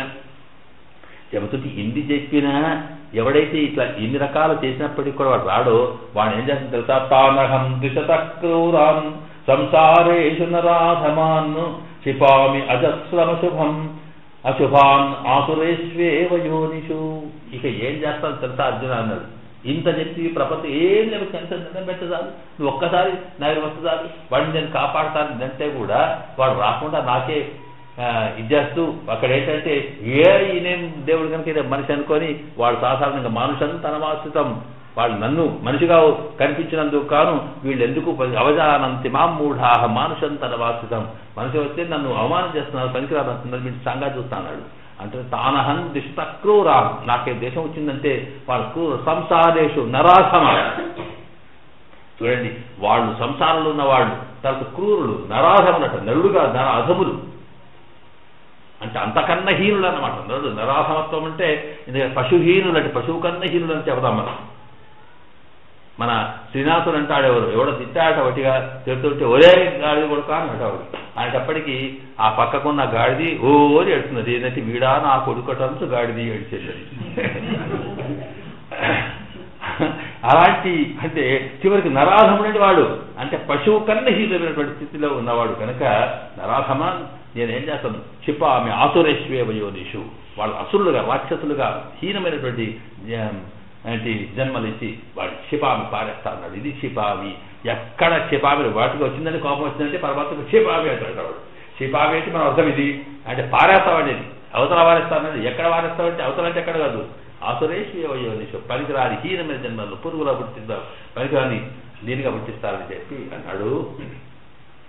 అందువల్ల మరి అంటే ఇంత కోపం ఎందుకంటే ఆయనకి పరమాత్మ కోపం ఏమిటండి? కోపం వచ్చేది అసలు కోపం వస్తే మరి మనకి మహత్తుల కోపం రాకూడదు. శమదమార్జవంత కళ్యాణ పరిపూర్ణ వేసి చేసింది దాంట్లో శమము దమము కోపము శాంతం ఇవన్నీ వాడికే చెప్తాం మనకే చెప్తాం. అటువంటి పరమాత్మ భక్తులు చెప్తే పరమాత్మకి ఇంత కోపం ఏమిటి ఎందుకు వస్తుంది అంటేనట అక్కడ ఏంటంటే నక్షమామి అని ఇంకొక ఉదాహరణ ఇస్తున్నారు. ఇక్కడ ఏంటంటే ఇక్కడ వరాహ పురాణంలో చెబుతాడు. ఇక్కడ వరాహస్వామి భూదేవితో అన్నాడట మద్భక్తం శుభచం వాపి నిందాంకుర్వంతి ఏ నరాః పద్మకోటి శతేనాపి నక్షమామి కదాచన. మద్భక్తం శుభచం వాపి అంటే అమ్మా నాకు కోపం ఇది కోపం ఎప్పుడు వస్తాయా అడిగిందాను. ఎందుకయ్యా కోపం వస్తుందేమో వస్తాను కావచ్చు. ఎప్పుడు వస్తాయంటే నన్ను కలిగితే ఏం కాదు నాకు కన్నా మద్భక్తం నన్ను నా భక్తుడు నాడే నన్ను ప్రేమించేవాడు నా కోసం బతికేవాడు నాడే అలాంటి వాడిని ఏమనంటే మాత్రం నక్షమామి వాడిని ప్రేమించేది ఎందుకోమన్నాడు. అయితే ఆ భక్తుడు అనేటప్పటికి రకరకాల ఉంటారు. భక్తులు అంటే మహాపండితులు భక్తులు అవుతారు, శాస్త్రాలు భక్తులు అవుతారు, ఉభయ వేదాంత పండితులు భక్తులు అవుతారు, వీళ్ళ ప్రపంచ భక్తులు వీళ్ళు కాదు. శ్వపచం వాపి చూడండి శ్వపచం అంటే అర్థం ఏమిటి? కుక్కనే హీనమంటే కుక్కను చంపి కుక్క మాంసం తిని బతికేవాడు కూడా చండాలు అంటారు మనం. శ్వపచం అంటే ఇంకా అర్థం ఇక దాంట్లో అర్థం ఏంటంటే సాధారణంగా కుక్కలను కూడా చంపి తినేవాడు ఉంటాడంటే అంత హీనుడు అనమాట. అయినా వాడు నా భక్తుడైతే అంటే ఇక్కడ వాడి కులము వాడి జాతి వాడికి ఈ స్థితితో సంబంధం లేదు. వాడి గుణము ప్రధానం కానీ అందులో గుణాలు ఏంటంటే వాడికేదో ఆకలింది తింటున్నాడు వాడు చేసుకుని తింటున్నాడు ఏదైనా జరగని కాక వాడి వృత్తి వాడు చేస్తున్నాడు. ఏది చేసినప్పటికీ కూడా వాడికి నా మీద ప్రేమ వాడిని నేను ప్రేమిస్తున్నాను ఎందుకంటే నా కోసం అనుబంధం ఉంది. అలాంటి వాడిని శపచం మాపి మద్భక్తం శపచం మాపి నిందాంకుర్వంతి నరా ఎవడైతే నింద చేస్తాడో అలాంటి వాళ్ళకట నిందాంకుర్వంతి ఏ నరాహ మనుషులు. ఈ మనుషుల సంగతి ఎందుకు పశువులైతే ఏం చేసినా పర్వాలేదంటే పశువులకు మాట అనేది రాదు కదా. నిందాంకుర్వంతి అంటే తిట్టేవాడు ఉంటుంటాడు అవమానం చేసేవాడు తిట్టడం ఇవన్నీ చేయడం అంతా మనిషి పనే. ఎందుకంటే ఆ పశువులకి నాలుక ఉన్న తిండికి తప్ప మాటకు రాదు కనుక వచ్చిన మాటని పారిచేసేవాడు కనుక నిందాంకుర్వంతి వాడట అప్పుడట పద్మకోటి శతేనాపి నక్షమామి కదాచన. పద్మకోటి అంటే కోట్లు అయినప్పటికీ కూడా కోటి శతేనా అంటే అర్థం ఏంటి తెలుసా? ఇక్కడ పద్మ కోటి శతం ఇది ఒక చమత్కారమైనటువంటి భావన. ఇక్కడ ఏంటంటే సాధారణంగా మనం గణిత శాస్త్రంలో లెక్కలు మన మ్యాథమెటిక్స్లో మన దగ్గర లెక్క ఏమిటి అంటప్పటికీ మోడర్న్ మ్యాథ్స్లో కానీ ఇప్పుడు పూర్వంలో మనకి ఏంటంటే ఇప్పుడు ఏదో 100 1000 కాగానే ఏదో 1,00,000 దాని మీద మిలియన్ ఏదో బిలియన్స్ ఇంకా ఆ తర్వాత ఏం లేదు ఇక్కడ. కానీ మన దగ్గర అట్లా కాదు. మనం రామాయణం తీసి చూసి తెలుస్తుంది. అక్కడ ఏం జరుగుతుందంటే అక్కడ నీకు కౌంటింగ్కు హద్దు లేదు.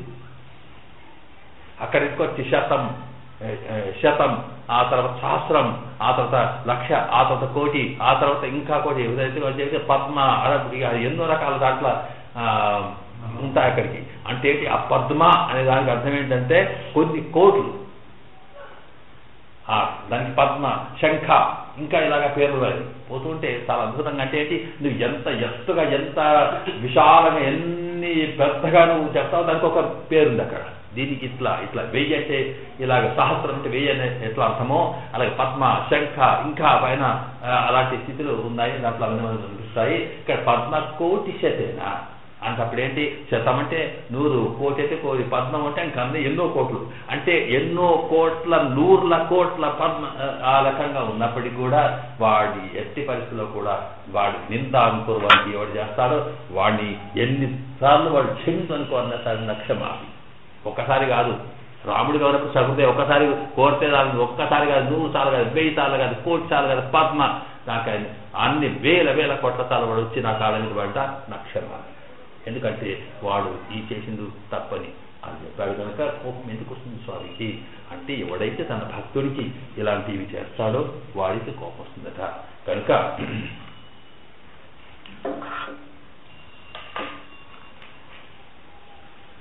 కనుక అలాగా కోపం వచ్చినప్పుడు ఆమె ఏం చేస్తుందంటే ఆమె రక్షిస్తుందట.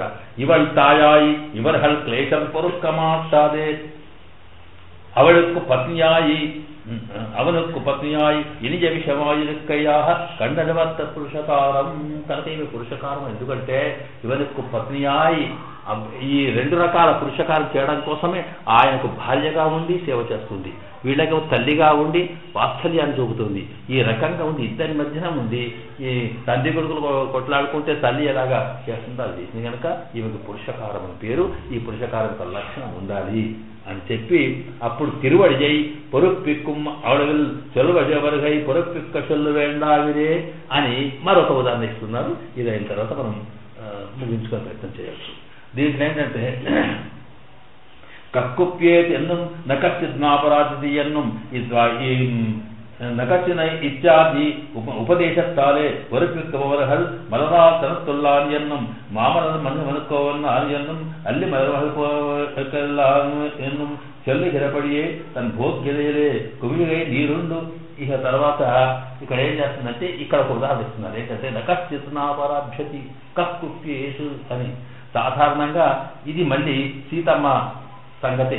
ఆంజనేయ స్వామి అంటే సీతమ్మ పురుషకారస్తకు అమ్మవారు కనుక, రాముడు పరమాత్మ కనుక ఆ సీతమ్మ ఎన్ని రకాల క్షమిస్తుంది, ఎన్ని రకాలు రక్షిస్తుంది అని సీతాలక్షణం చెబితే అమ్మవారి యొక్క లక్షణం తెలుస్తుందట. ఇక్కడనట నా కక్కుప్య ఆంజనేయ స్వామి వెళ్ళాడు. వెళ్ళిన తర్వాత యుద్ధం జరిగిపోయింది. యుద్ధకాండలో ఆ యుద్ధం జరిగినాక రావణవధ జరిగింది.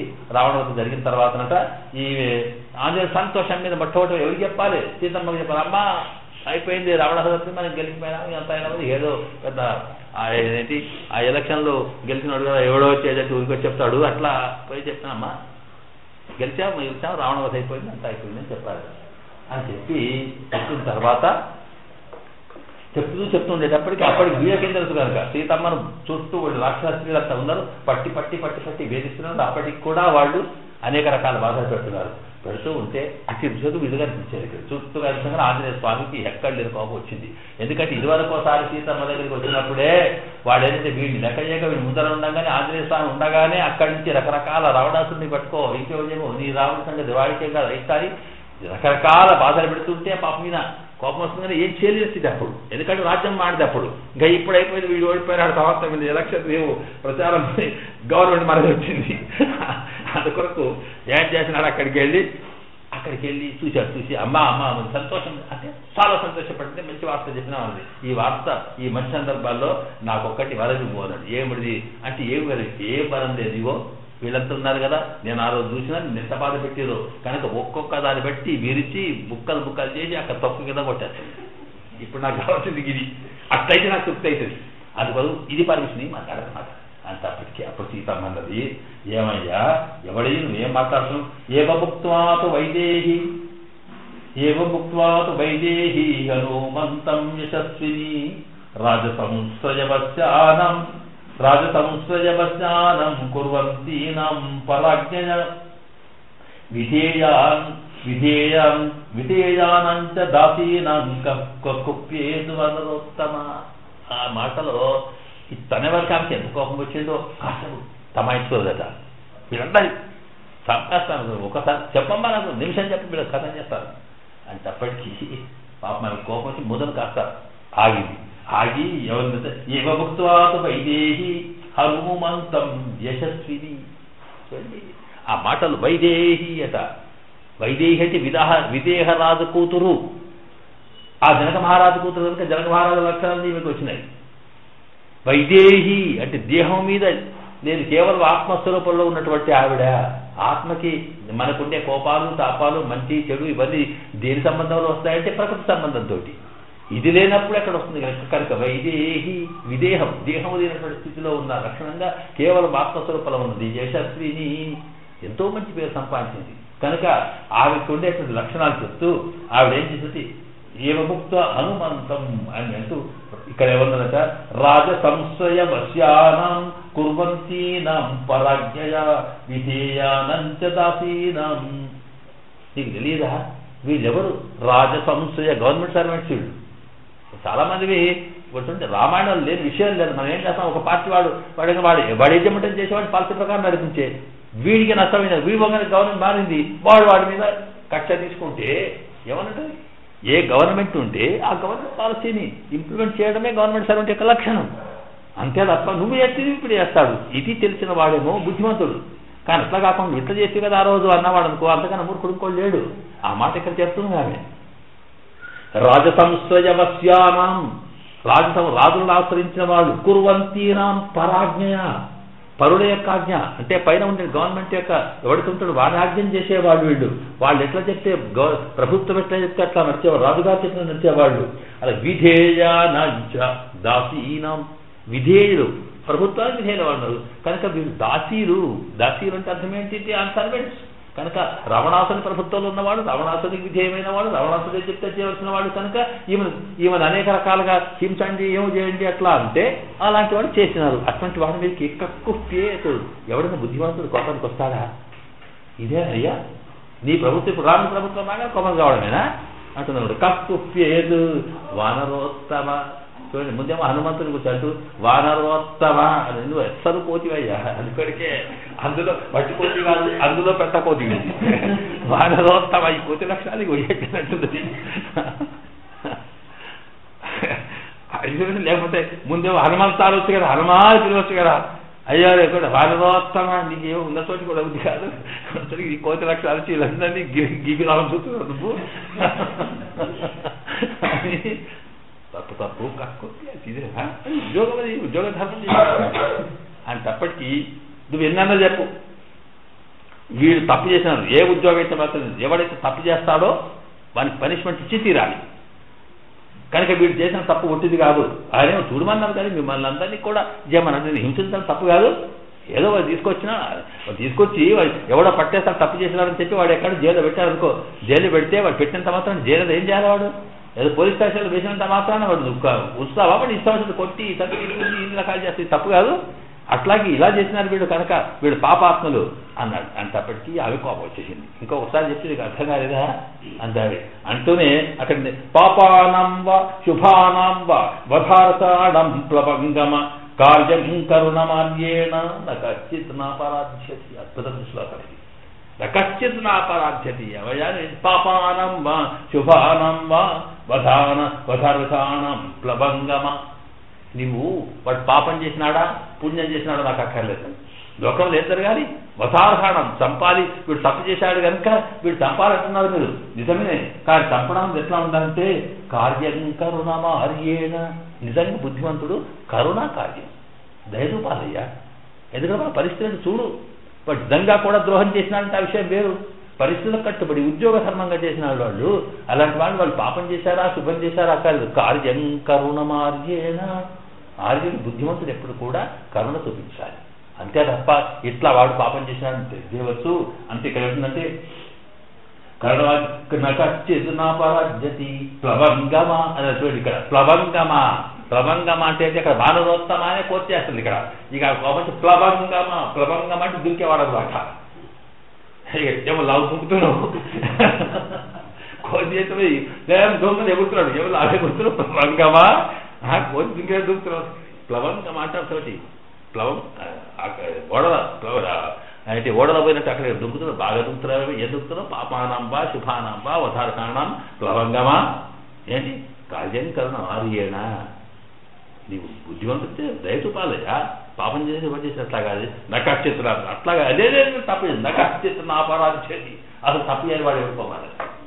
లోకల్ తప్పు చేయని వాడు ఎవడు అంటప్పటికీ ఎవరు చేశాడు అనుకుంటే ఇక అక్కడ ఎవడు తప్పు చేయవాడు అనే దానికి ఇక మనవాడు ఎవరెవరు తప్పులు అన్నీ తీసుకుపెడతారు. ఇక నకశ్చిత్ అపరాధ్యతి, కశ్చిత్ ఎవడు నా అపరాధి తప్పు చేయని వాడు ఎవడు లోకాల్లో అంటూ తీసుకొచ్చి నువ్వేమో లావు మాట్లాడుతున్నావు, ఎగురుతున్నావు, దొక్కుతున్నావు, నువ్వు చేయలే తప్పు, నీకు మొదలు శిక్ష కావాలట.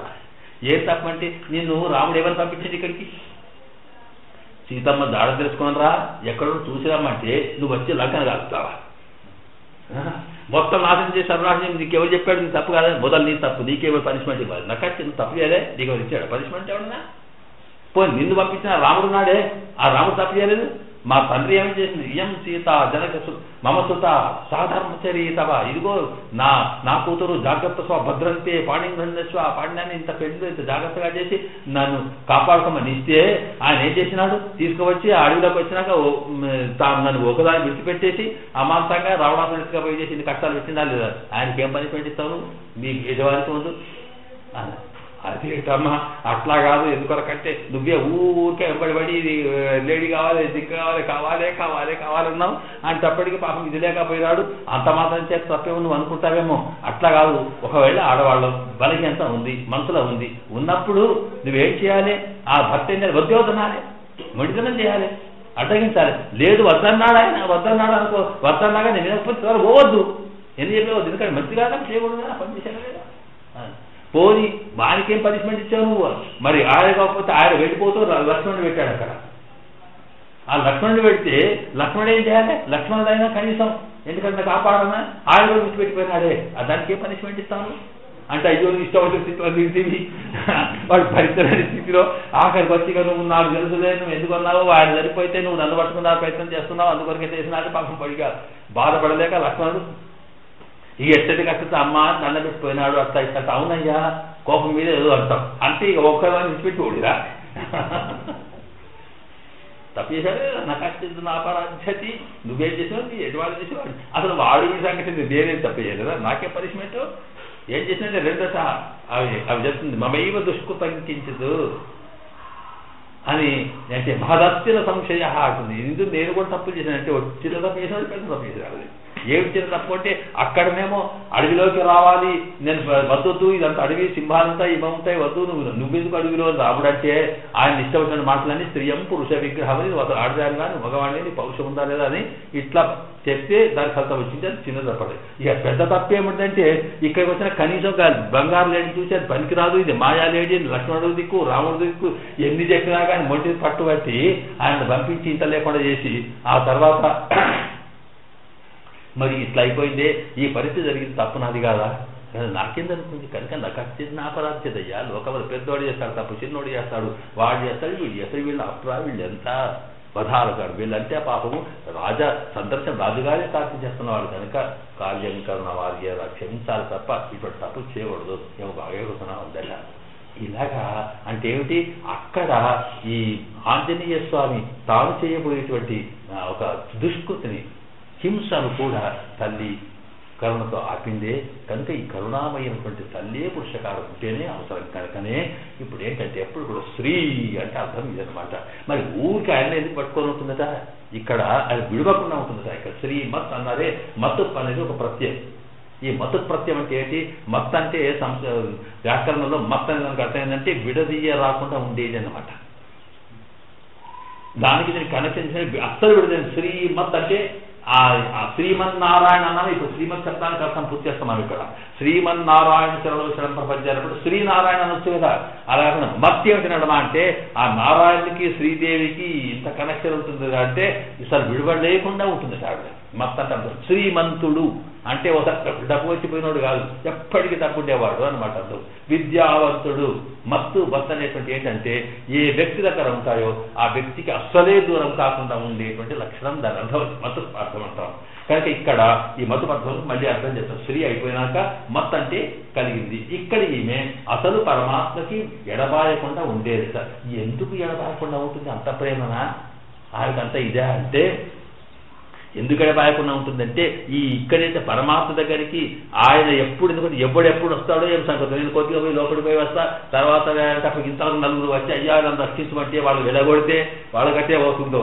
అనుకున్నట్టు ఎప్పుడెప్పుడు వస్తాడో తెలియదట రాత్రో పగలో ఏం సంగతి ఈ స్వామి దగ్గరికి ఎవడి బుద్ధి ఉంటే అప్పుడు నారాయణ అంటాడు దేనికి వాడికి బాధ కలిగిందంటే వాడు రక్షించాలి కనుక ఆ సందర్భంలో వీడు కాదంటాడేమో అనుకున్నట్టు అది ఎప్పుడు పట్టుకొని ఉంటుంది అక్కడ ఎవడెప్పుడు వస్తాడని ఇలాగా స్వామిని విడవకుండా అంటే ఆయన సేవలో ఆయనకే అంకితమై ఉన్నాడు శ్రీమత్తు అట్లా కాకుండా ఈ జీవులను రక్షించడం కోసం ఎవరు ఎప్పుడు వస్తారనుకొని ఆయన వదలకుండా ఉంటుంది శ్రీమత్తు ఇలాగా ఉంటాడని చెప్పి శ్రీమన్నారాయణ చరణవు శరణం ప్రపద్యే అని అంటే శ్రీమన్నారాయణ చరణం అనే పదములో శ్రీమత్ అనేటువంటి పదం నాకు అయిపోయింది. ఇక రేపు మనం నారాయణ అంటే ఏమిటి, చరణం అంటే ఏమిటో తెలుస్తున్నాం. ఇప్పుడు నారాయణ అంటే కొంత అర్థం అక్కడ విన్నాం మనం, అక్కడ లేని అర్థాన్ని ఇక్కడ అవసరమైన అర్థాన్ని ఇప్పుడు ఎవరైతే చూపిస్తారో అది రేపు విందాము. అంత ఆద్వారం పెరుమానాల్ హృదయచరణం పిల్లలోకాచార్య సంస్థ ద్వారా క్రమం శివతే నారాయణ స్వస్తి ప్రజాభ్య పరిపాలితాన్యాయన మార్గే మహిం మహిషాగో బ్రాహ్మణేభ్య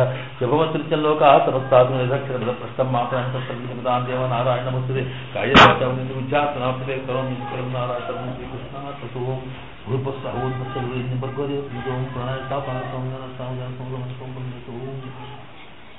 సత్యం దక్షిణ దర్శించాయ సమస్త పరివారా